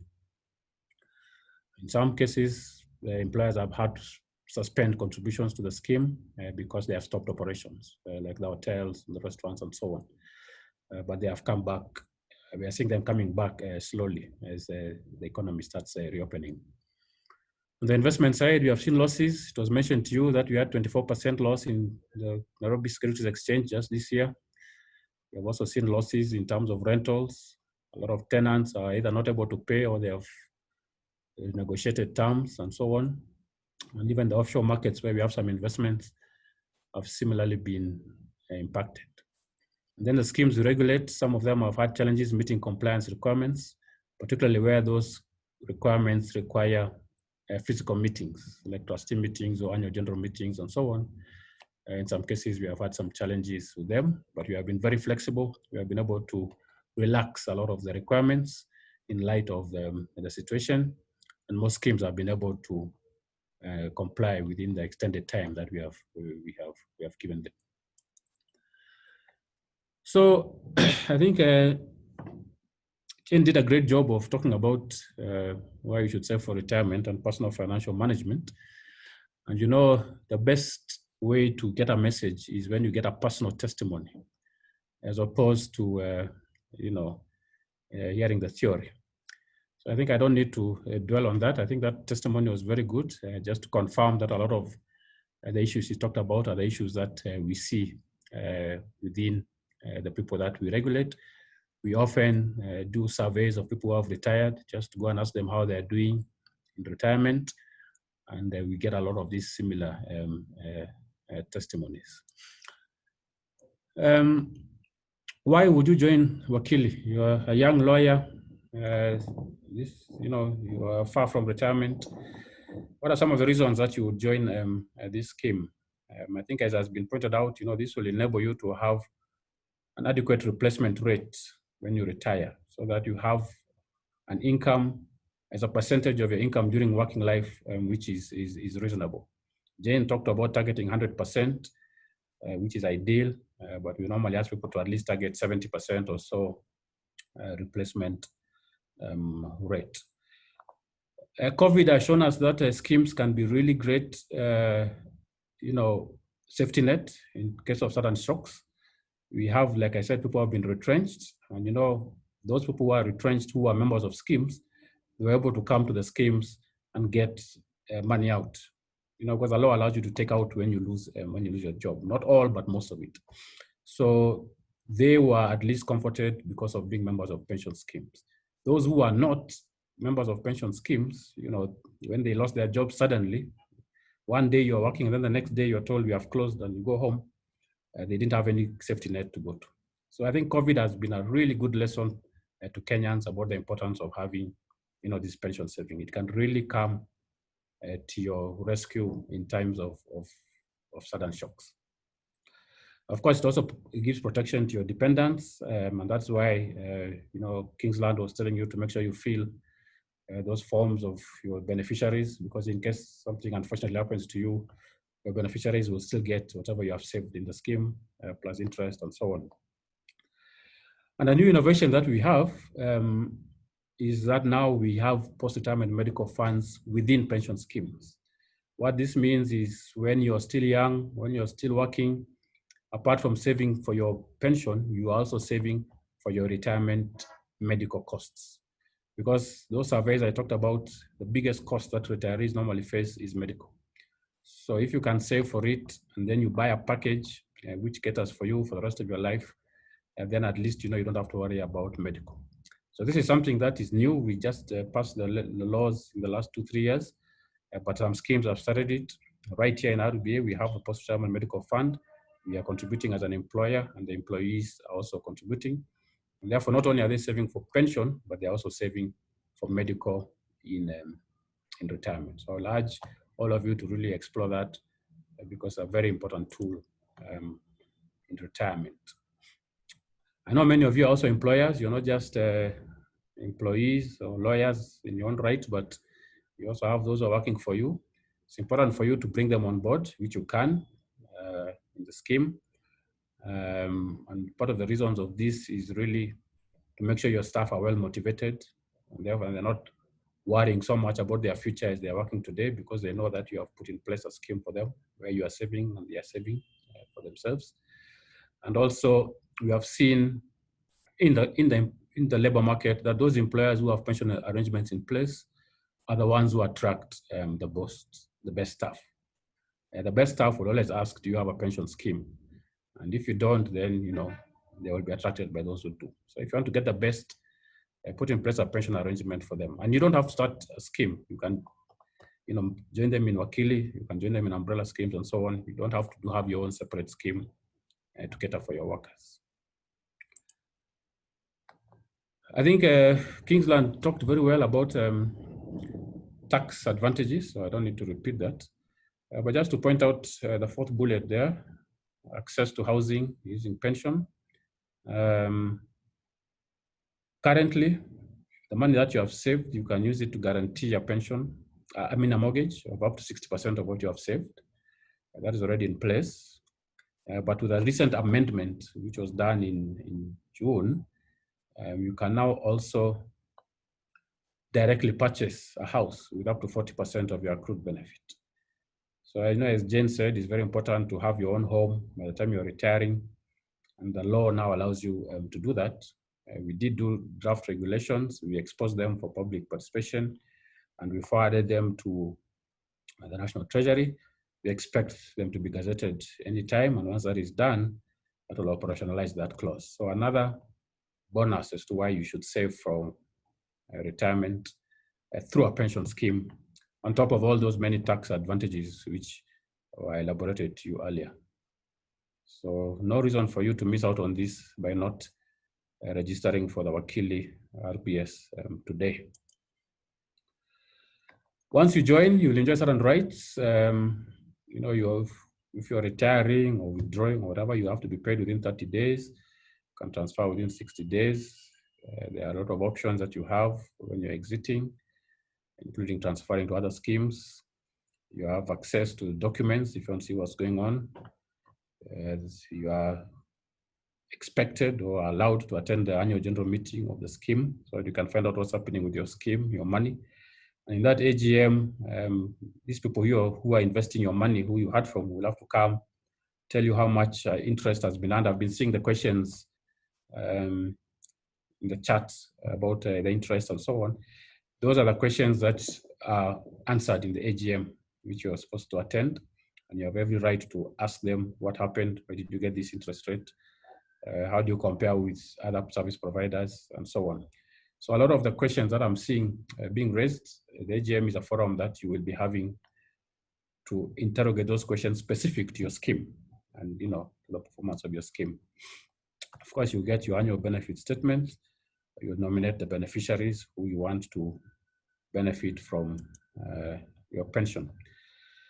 There's a lot of protections. The funds cannot be used to give loans. The benefits are not assignable. I know this is always an interesting one. The pension scheme cannot use your benefits because you have some loan somewhere. You know, that's not like others, not like SACCOs and so on, where your loans, your benefits are offset against the loans. But in pension schemes, that cannot happen. Benefits cannot be assigned. Courts cannot issue judgments against your benefits or attach them. So even if you owe people money, they cannot get court orders to attach your benefits. In terms of bankruptcy, your benefits are protected. In the event of death, they're not part of the estate, so you don't have to wait for all issue of letters of administration and all those other procedures. In the event of a death of a member, the trustees are able to pay the beneficiaries expeditiously. So a lot of benefits of saving through the pension scheme. So once you join, we shall be there for you. We are not just here to launch. Once the scheme is running and you join, we shall be there throughout. Number one, we regulate all schemes and supervise them continuously. They have to send us returns every quarter, and also annual returns, like the annual accounts and so on. These returns not just come from trustees, but also from the service providers that we have met. This enables us to look at how our scheme is running, identify any problems. We use what is called risk-based supervision. So for every scheme, all the 1,250, we have a score between 1 and 5, 1 being low risk, 5 being very high risk. How do you calculate that score? We have some 34 indicators. They cover governance issues, like the board of trustees, the compliance of the trustees. Have they passed certain exams that we require them to pass, what we call Trustee Development Program of Kenya? You know, is the board having the necessary codes of conduct and risk management frameworks and so on in place? And we have a guideline on governance of schemes that we gazetted around 1.5 years ago. So using that guideline, we're able to see how your scheme is doing in terms of governance, and we're able to give a score for a number of indicators. And then we also look at the prudential aspects. This is the financial aspects. We look at your costs of the scheme. Is it having very high expenses? We look at the investment return. How does it compare with, you know, market averages or with peer schemes and so on? If a scheme is having low returns compared to other schemes, then to get a high risk score. And other financial aspects that we look at, including, you know, the accounts and the investment returns and so on. And then we also look at market conduct issues. So we have indicators based on market conduct. This is how does a scheme treat its members. So I talked about the AGM. Is the AGM held well? Is it on time? Complaints, are the members complaining? If the members are complaining, that will give you a high risk score, and so on. So we have a number of market conduct issues, which is really how members are being treated. What kind of information are the members being given? You know, are you doing member education, events like this, and so on? All that. So that information really gives us a picture of the risk level of a scheme. A scheme with high risk will get a lot of visits from us. We may do inspections. We may give orders. And in some cases, we may even remove the board of trustees and bring on board what we call an interim administrator. A scheme with low risk, we will not be so worried. We will just be monitoring, but we may not have to take any action against them. So that is what we do. What's our core business? We supervise all the schemes, and we shall do this for the Wakili scheme, and you can take comfort in that. But all the same, if you have a problem with the scheme or any of the service providers that we've met today, you can file a complaint with us, and you can come here and file it, or you can do it through our portal that we have. We have all these facilities that enable you to do this as easily as possible. Also, if you see something going wrong, but you don't want to be exposed, you can also whistleblow anonymously, and we have a secure portal that does that. Sometimes we get very interesting whistleblowers who come to us with these issues. We don't know who they are, but we always investigate them, and sometimes we have been able to arrest issues before they get out of hand. So it's a very good facility.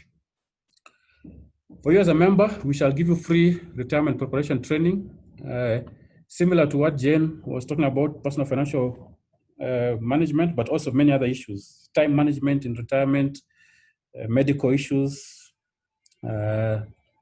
investment, how you invest your retirement benefits, and so on. So we do this as a free service. We have open seminars which you can join, or we can do specific tailored seminars for a particular employer, for a particular scheme. And we have been doing this for many years. Every year we train thousands and thousands of scheme members so as to prepare them for retirement. And this is not something which should be done when you are about to retire. This is something that you need to do as early as possible, even in your 20s or your 30s, because you don't start preparing for retirement when you're 2 years from retirement. You start preparing for it as early as possible. So this is a service that you will enjoy now that you're members of a registered scheme. As RBA, we shall be coming to attend your AGM. Education Day is another event that you invite us for, so that we can tell you the latest issues in the industry, and we can also hear what members are saying about the scheme as they ask questions and they raise concerns, which also feeds into our risk score and so on. And at the end of the day, if you're not happy with a decision that you have made or a directive, we do have RBA, or the Retirement Benefits Appeal Tribunal, which is running right now. As I was coming up here, I left them having a meeting. So you can always file an appeal with them to look at the issue that we have resolved. So just to assure you once again, RBA is with you once you're a member of this scheme. You are there to protect your interests. So as I wind up, just to tell you something about how we have come here. I think as RBA, we have been trying to increase the coverage rate. Like I said, it's 22%. Last year, we launched a new strategic plan. At that time, coverage was 20%, so we have managed to go up 2%. But our target within now the next 4 years is to take it up to 30%. To do this, we have really been targeting professionals, including lawyers, doctors, architects, and so on, so that they can also join, because most of them are not having schemes. We have also been targeting the informal sector and doing a lot of work out there in the informal sector to bring on board informal sector workers into pension. So we are really happy that we have been able to partner with LSK in the past. We have done sensitization for lawyers in different parts of the country, and we really must commend the ABA for really actualizing this together with LSK and bringing this scheme to fruition. It's taken our journey, but we are now finally at the end of the journey, and we're happy that the scheme is there. I also want to commend my team. Naomi is there, Fred is there. We also have other officers from corporate communication and supervision who have worked a lot towards making sure that this scheme comes. So congratulations on the launch. I wish you well, and we look forward to continuing to interact. There is your certificate of registration. So in case anybody is doubting that the scheme is registered, there is your certificate, which we delivered to the scheme some time ago. And this is a certificate which was they were able to use to set up some of the things like to get the tax exemption, you know, to get the service providers and so on. So take comfort, your scheme is registered and being supervised by RBA. So I think with that, thank you very much. Please, in case you need to contact us, those are our contacts. Please, you can follow us on social media, and you can also download our app where you can be getting constant updates about what's happening with RBA. So thank you very much, and back to you, Naomi.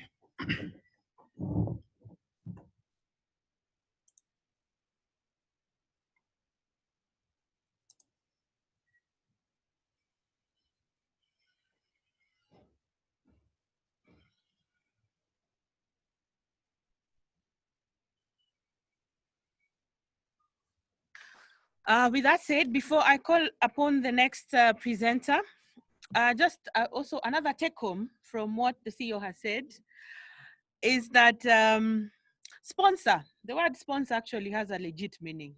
It is an employer, not the one sponsor that we always refer to, not the Adere sponsor, but so today we have a legitimate meaning for the word sponsor.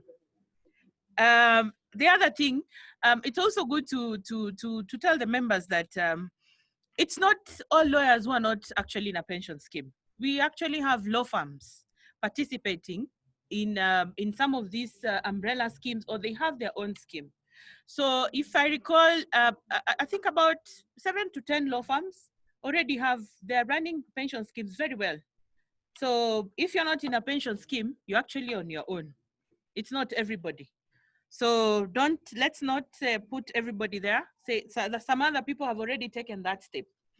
The other thing, probably just for emphasis, is that as the CEO has said, our act does not allow for attachment of pension benefits, even through a court order.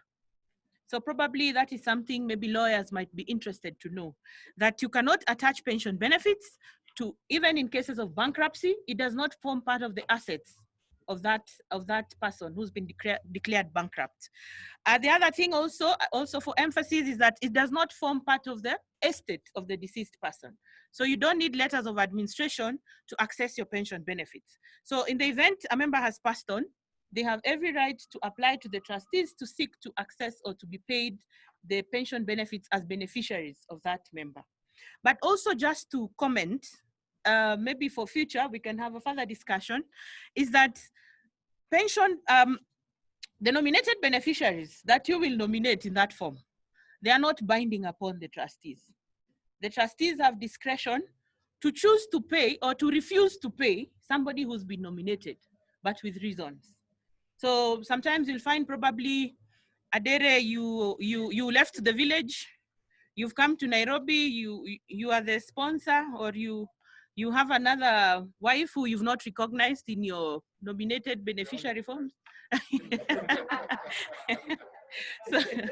So in the event you fail to recognize one of them or one of your many issues somewhere, they have every right to come and claim a portion of your retirement benefits. So that is just the tip of the iceberg. And as the CEO said, we are available to do member education free of charge at any time you invite us to do so, okay? Now, our next presenter is someone who needs, can we say, little or no introduction at all? No introduction. So Professor, I'm not allowed to introduce you because we all know you, and we all know your reputation, we all know what you're about. But since today I have the privilege of introducing you, I will take advantage of that. It doesn't always happen. I personally have never met him one-on-one. I was hoping I would take advantage of today, but clearly my ambitions have been thwarted. So our keynote speech today is being delivered by Professor Githu Muigai. Professor Githu Muigai has over 35 years experience in the law practice within Kenya and East Africa. He holds an LLB and PhD degrees from the University of Nairobi. He has an LLM degree from Columbia University School of Law, New York. And in addition to his practice in law, he's a professor of the public law in the School of Law of the University of Nairobi. From August 2008 to about September 2007, Professor Muigai was a UN Special Rapporteur on contemporary forms on racism, racial discrimination, xenophobia, and related intolerance. Recently, he was appointed, that is in 2018, he was appointed as a member in the UN Human Rights on Working Group on Business and Human Rights Special Procedures. Professor Muigai, as we all know, is the former Attorney General of Kenya, and he served for the period between August 2011 and March 2018. He's also a fellow of the Chartered Institute of Arbitrators. He's a member of several associations. He's a member of the Institute Public Secretary. He's a member of course, LSK, East Africa Law Society, and the Council of Legal Education. He has expertise in various areas, and he has practiced law in various, in a wide range of areas, including commercial litigation, arbitration, constitutional, and administrative law. Professor Muigai was called to the bar in 1985. Let me say, at that time, I was also not born. So, with those very few remarks, and let me welcome the professor to give us his speech for the day. Karibu sana, Professor. Thank you very much for your very elaborate introduction. I couldn't recognize myself. Thank you very much, the leadership of the Law Society, represented there by the President and the Vice President and our CEO. I am delighted personally to be involved in this kind of discussion that we've had this afternoon, which is regarding the welfare of members. It is important that the leadership should focus as well on improving the welfare of members, even as we work on the bigger social and political questions of our time. I think it's a little of an exaggeration, and I attribute this to Steve Adere, my friend, to call me the keynote speaker. I think a keynote speaker speaks at the beginning and speaks on key issues. I have no key issues. I think I would like to see myself as a concluding speaker, and more or less talking very, very briefly about, as a historian of the legal profession, where we have come from, where we are now, and why it is so exciting that we are where we have been brought today, where we are thinking about retirement in our profession. As many of you know, our profession was largely an expatriate profession, largely Europeans and Asians until the 1960s. And most of the expatriate lawyers had their own retirement arrangements tied to their countries of origin and so on and so forth. When we, the Africans, entered the profession, it was usually as sole practitioners.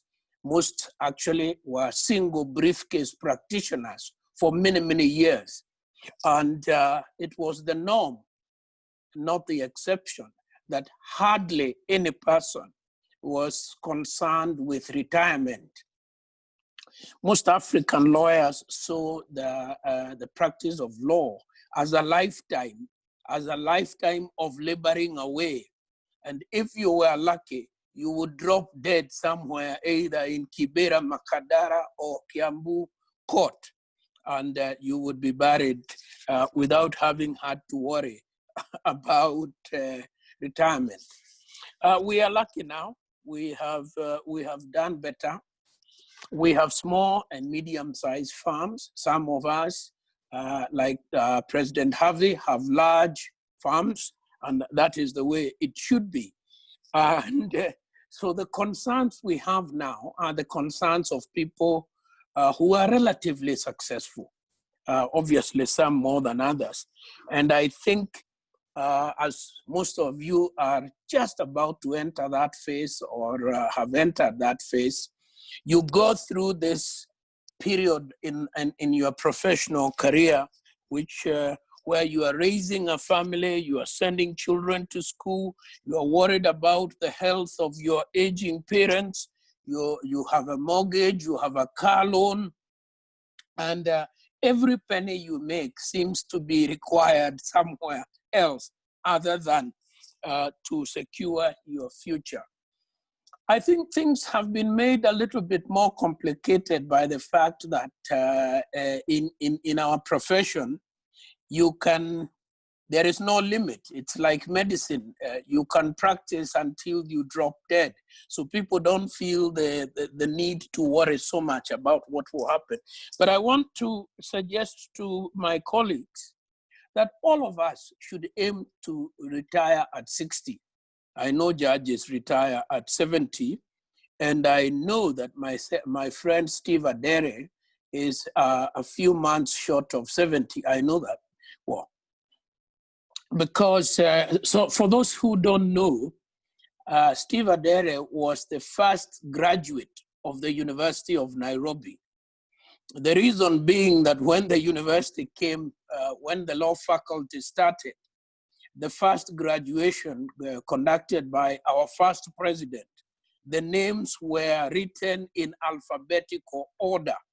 So the president therefore said, I award the degree of Bachelor of Laws to the following persons, Adere. And therefore, this is a very famous man in whose company we are now. So I was going to submit to you, my colleagues, that we should look to retire at 60 because we should look to retire when we still have enough energy to enjoy another life of other things that we deserve because we deserve them. Because if you recall, when you start studying law at 20, I think, and then you spend 40 years, that is a very, very long time to be in the same business. I remember many years ago when I was a pupil, and Richard Otieno Kwach, one of my all-time favorites from the old, was serving as a commissioner of assize in the High Court. By the way, I believe that some of the worries we have with having many judges can be resolved if we revive the office of Commissioner of Assize.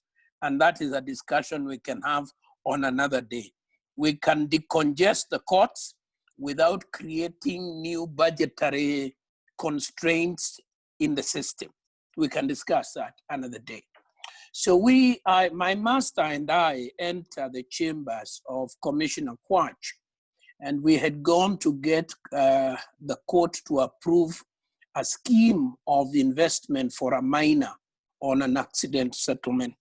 And there, my master and Commissioner Kwach then went into a discussion about how investments should be done. And I remember the commissioner saying that lawyers should only invest in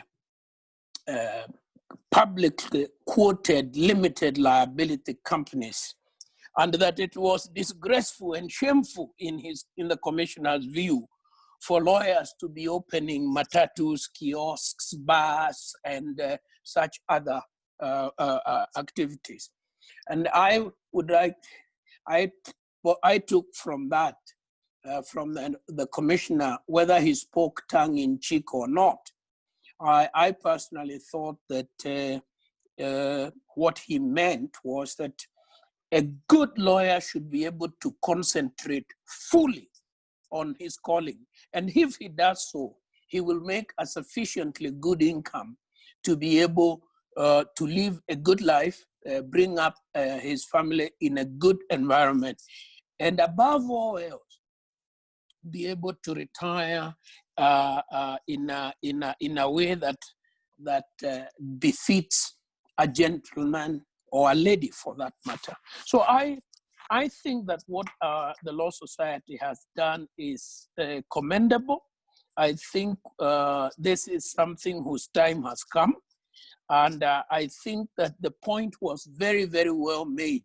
That in fact, it is the younger people who should be concerned about this because it is them who should begin the journey of feathering the nest and leaving this profession by the age of 60. Otherwise, it would drive you into an early grave by its stresses, which most of you are very familiar with. I don't think there is much I can add about that, save to say that the COVID has brought home the need for us to think more creatively about how we work, how we manage ourselves, how we manage our professional life. Most of us have always thought that we will be available to do legal work until we are 70.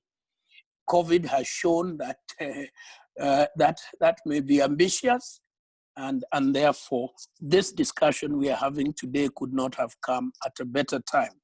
Thank you very much, Steve, for asking me to share my experiences with my colleagues as a man retired from public service and a man who has returned to where he started his career, that is among the scholars and academics.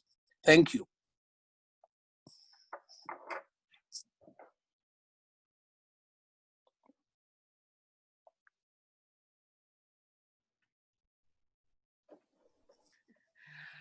Thank you very much, Professor, for the keynote speech, now concluding speech. It was still very educative. And maybe my take home is that those with small and large firms, like our president here, need to register in the pension scheme. Register also your employees, that there is need for saving, that in the Kenyan culture, we have a very poor culture in terms of saving. Because when you get money, you want to support your relatives, you want to support everybody else except yourself. So it's time you also started thinking about yourself and the future. After, nobody can accommodate you in terms of working. The other thing is that, Adere, you need to retire at 60. Because you still have the energy to enjoy your retirement now. Don't wait for the 20 years that you are saying. So, with that said, I want to take this opportunity to thank the presenters for the very, very, very educative and very wonderful presentations. It's time now for the Q&A session. We have quite a lot of questions coming in and comments.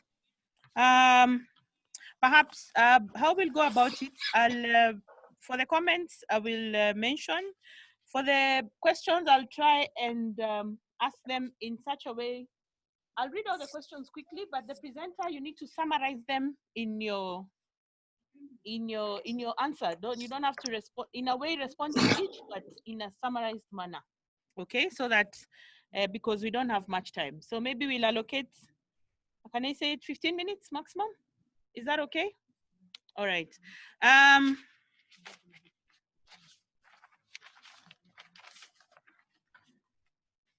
First, it's a comment from one David Joroge. He's saying this is a great milestone that has been long coming.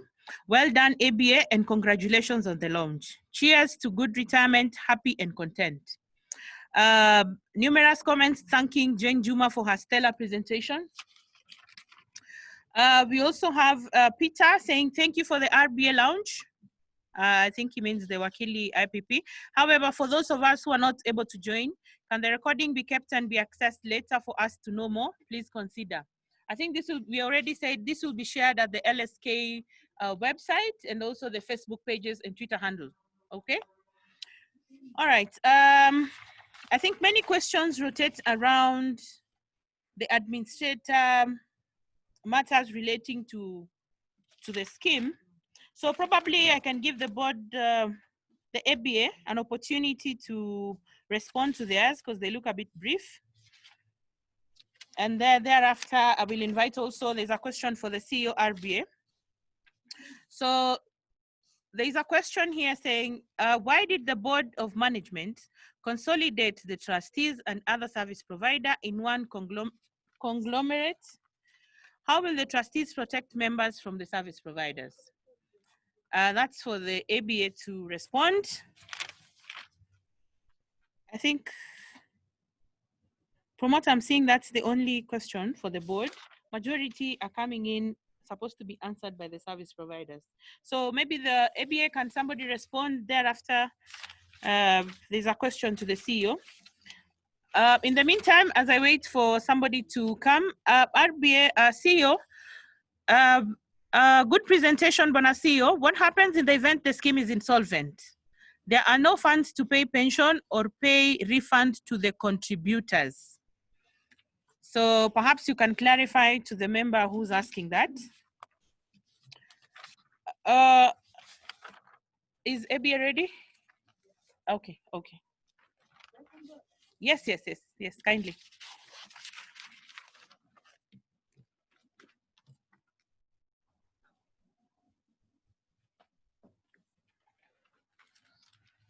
Very well, thank you for the question.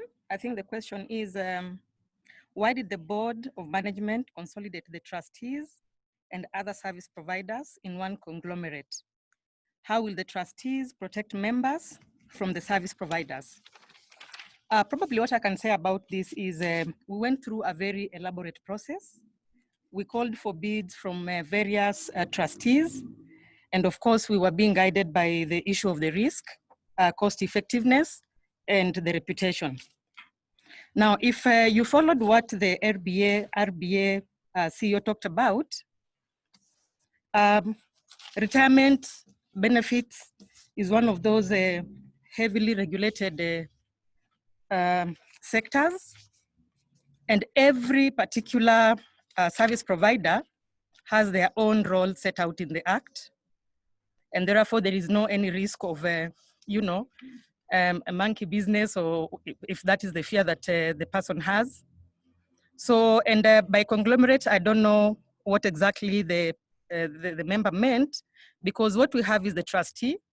So the only agreement the sponsor has is to sign an agreement with the trustees, and then it is the role of the trustees to enter into other agreements with the other service providers. And this is properly okay. And as you could also see, this is a journey that we've worked with RBA, and therefore everything is in place, and probably our trustees can explain better on how well they intend to protect the scheme from the other service providers. I think that's basically it, but largely there was the issue of cost. By having 2 or 3 service providers falling under the trustees, we were able to save some costs.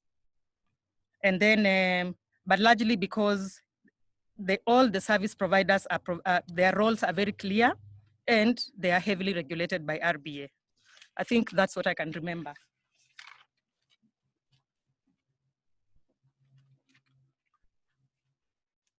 Thank you very much, Janet. Maybe CEO RBA. I don't know if you're still online. Yes, I'm here, Naomi. I can answer that question about what happens if the scheme becomes insolvent. Of course, the scheme is a irrevocable trust, so we don't really have insolvency of schemes. But as has been said, we have a very elaborate regulatory structure. We have the trustees, Then we have what we call the fund manager, and then we have the custodian. Now, in the case of approved issuer, those two roles are in one. The fund manager and the custodian are in one, because that entity is regulated under the Insurance Act. So you have yet another layer of insurance, of regulation and Insurance Act. Now, what the Insurance Act says is that these kind of funds, which are life funds, are separate statutory funds from the company.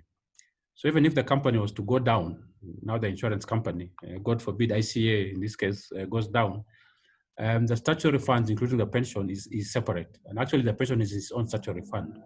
So the money cannot be lost, because even though the company is down, the assets are legally separate. So you have this very elaborate structure which protects the members from losing their assets. And related to that is the question which I've just seen in the Q&A of the difference between gratuity and pension. You know, gratuity is an unsecured promise. Somebody is on contract, the employer says, for every year that you work, I'm going to give you, I don't know, 20%, 30% of your salary when you leave after your contract ends. But if something happens along the way, and the employer closes, like the employers we are seeing closing, then there's no money to pay this gratuity. So it was just an empty promise. But pension is a secured promise. You know, pension, the money is kept separate from the employer. The employer can go and close business, but the pension scheme is still there, and the pension scheme will continue to pay the person. On top of the fact that pension is invested and grows and gets tax advantage, which you don't get in gratuity. So pension is way superior to gratuity, and I really urge employers and even workers to go the pension route, which is the more secure route. Thank you.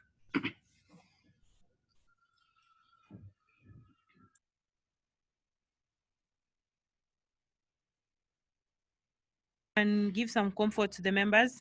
Wanjiru is asking, people are losing jobs and withdrawing their funds from pension schemes. Many companies are not remitting money to private pension schemes other than to NSSF. I'm curious to know, how stable are the companies managing these schemes? For instance, Britam, etc. How can I gauge their stability slash soundness? The benefits within the private pension schemes?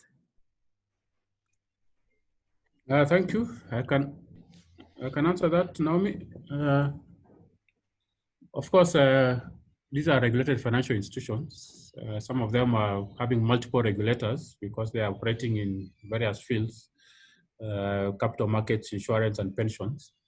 And in order for them to get those licenses, they have very high minimum requirements that we enforce. And then, you know, we monitor them on an ongoing basis to make sure that they are complying with the number of requirements.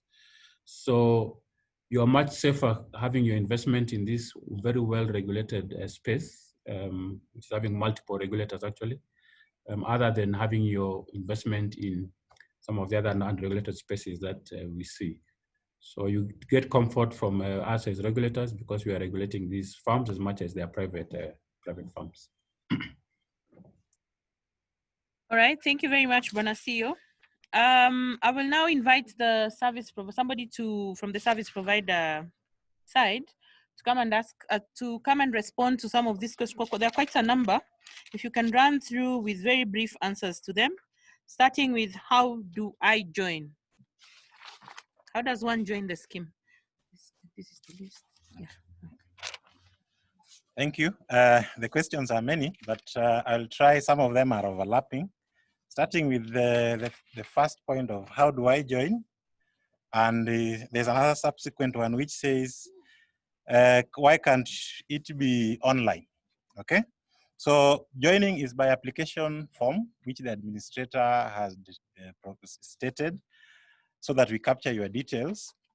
But we're also trying to make it online so that it is faster or digital for people to join. So you will have those links available shortly after this. Then a number of questions here on, I mentioned about bonus rate and people asking what is the bonus rate. I'll give you an example. Last year, ICA Lion declared a final rate of 10.25%. So if you say the guaranteed rate is 4%, then the bonus rate is the difference, that is 6.25%.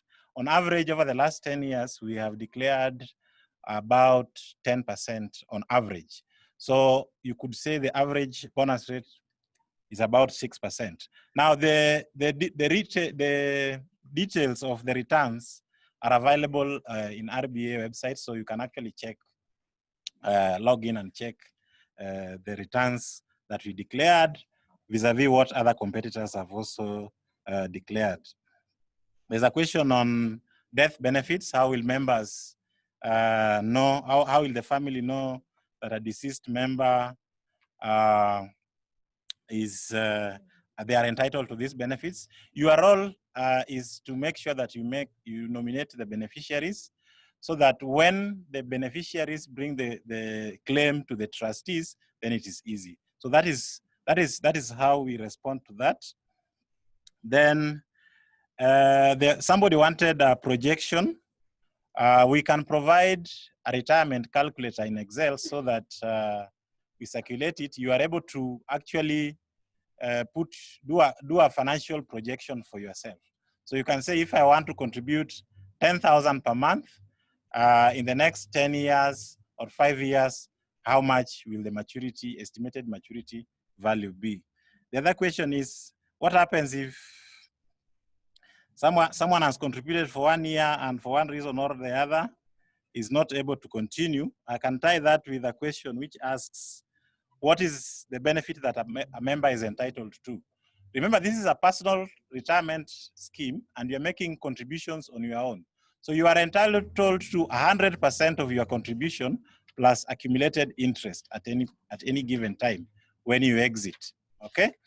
If, however, the employer or the sponsor is making contribution, if you exit before normal retirement, then you claim 100% of your own contribution plus up to 50% of what the employer will have contributed for you if you have not reached age 50.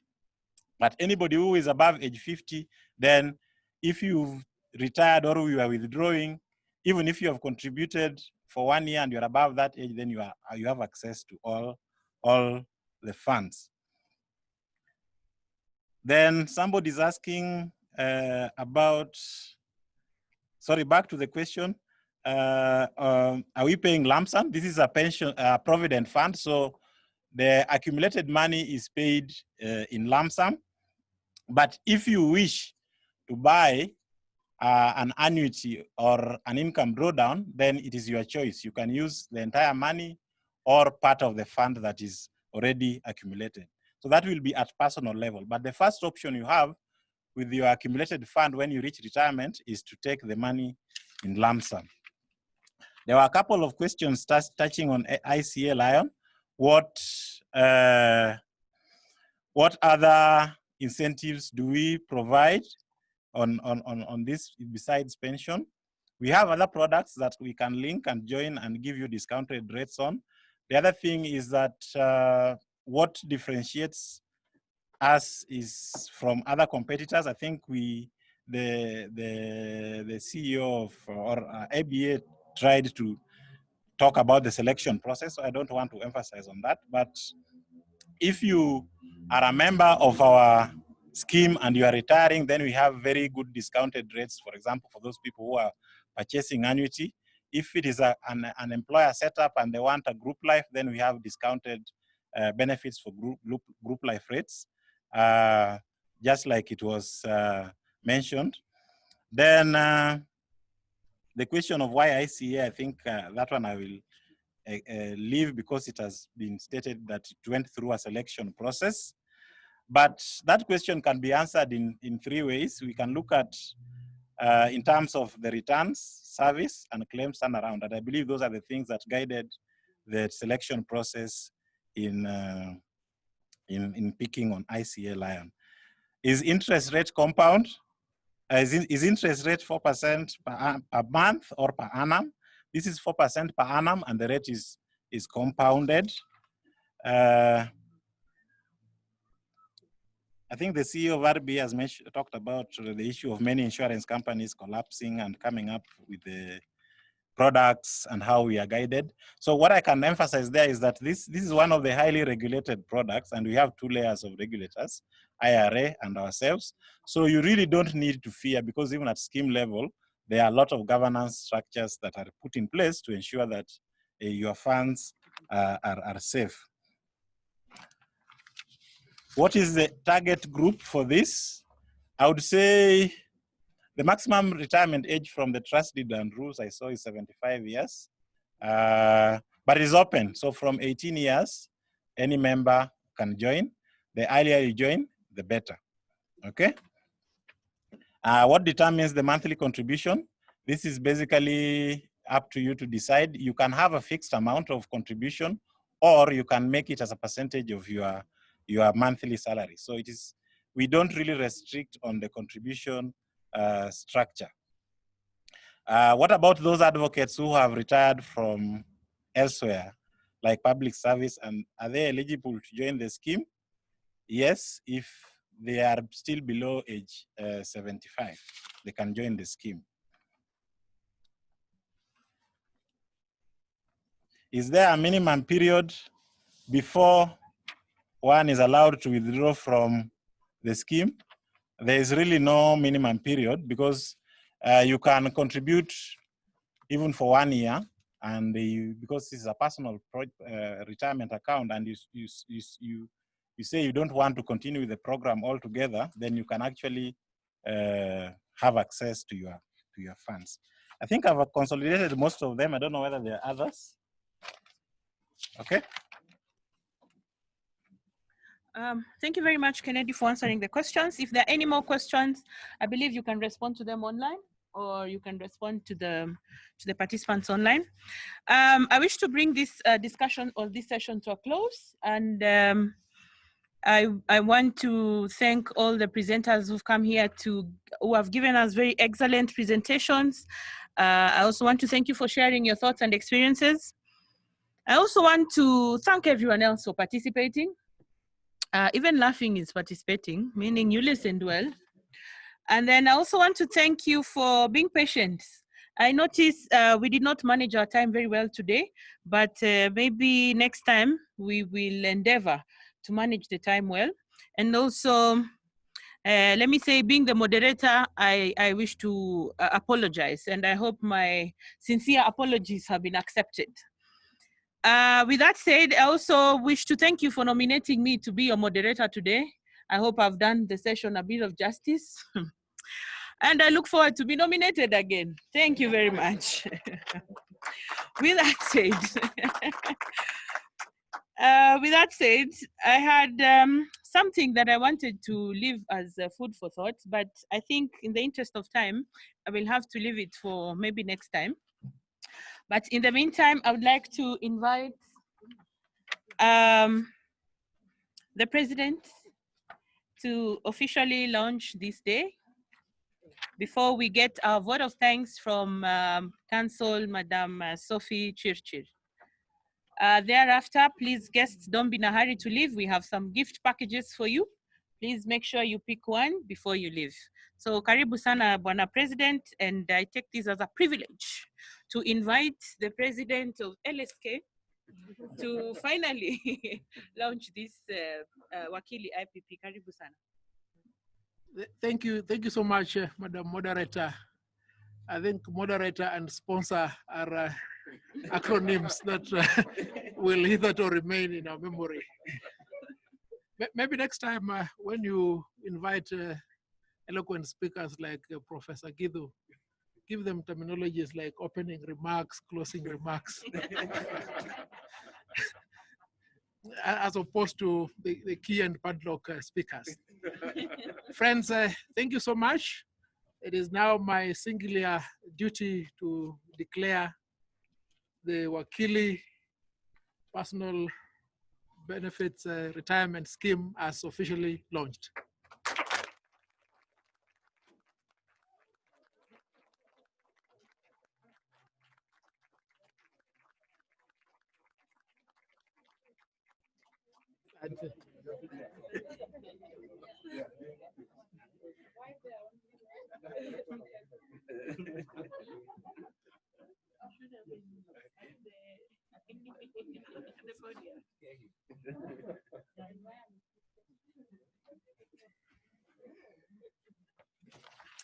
Okay, we've come to the end, and my assignment is very brief. So we want to say thank you so much for being here. We are grateful, in particular to the speakers. Thank you so much for those wonderful presentation. It's always a pleasure to listen to Jen. We've come with her for some distance, and the retirement has not reduced her vigor on doing things. Thank you, Chen. Thank you, Mr. Ondenyo. Thank you, CEO. Retirement Benefits Authority. Thank you, Mwalimu, Professor. We are grateful for those wonderful presentations. Let me thank particularly the RPA, because they are the people who held our hand when we were not very sure whether it is doable, how to go about it. They are the ones who held our hand and assured us that it is doable. We want to say thank you so much, RPA. We want to thank the ICA group, the entire ICA group. We have also traveled on some distance, and we've gone back and forth a lot. And at some point, it looked like it was not, we wondered whether we are going to launch this thing. But we thank you for your patience. We are here today and we have done it, and we are very happy about it. I want to thank the Council of Law Society of Kenya. Thank you for your support, Mr. President and your team. We are grateful for the support you've given us. Thank you, Madam CEO. You are the person who has been running things.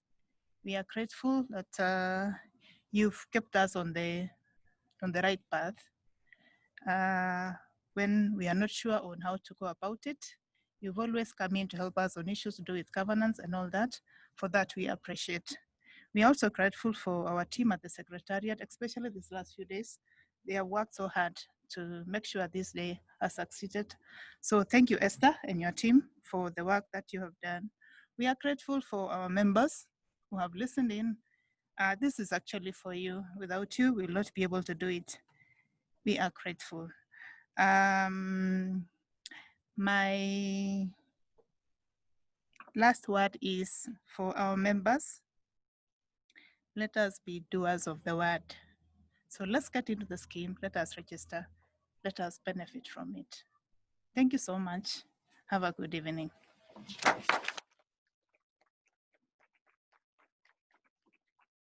Let me request Madam CEO for the closing prayer to come and pray for us to close the session. Yes. CEO Mercy. I believe, I'm not sure all of us have that title.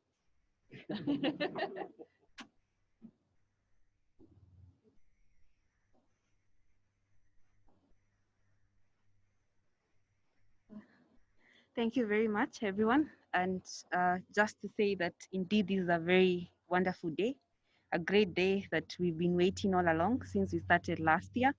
RBA, you've all been with us. I remember the very first meeting when we met, I believe in Serena. Yes, and we were trying to understand all these terminologies, and here we are. So I think it's a great time for us to thank the Lord if we may be upstanding.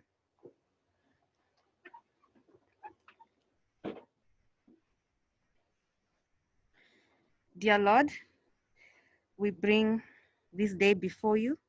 We want to thank you for everything that we've done today. Lord, it's been a long journey. You've been with us.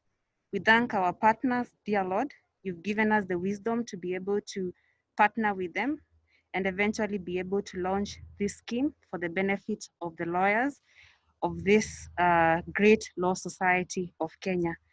Dear Lord, we pray for the leadership of all the institutions that have come today to launch this great initiative.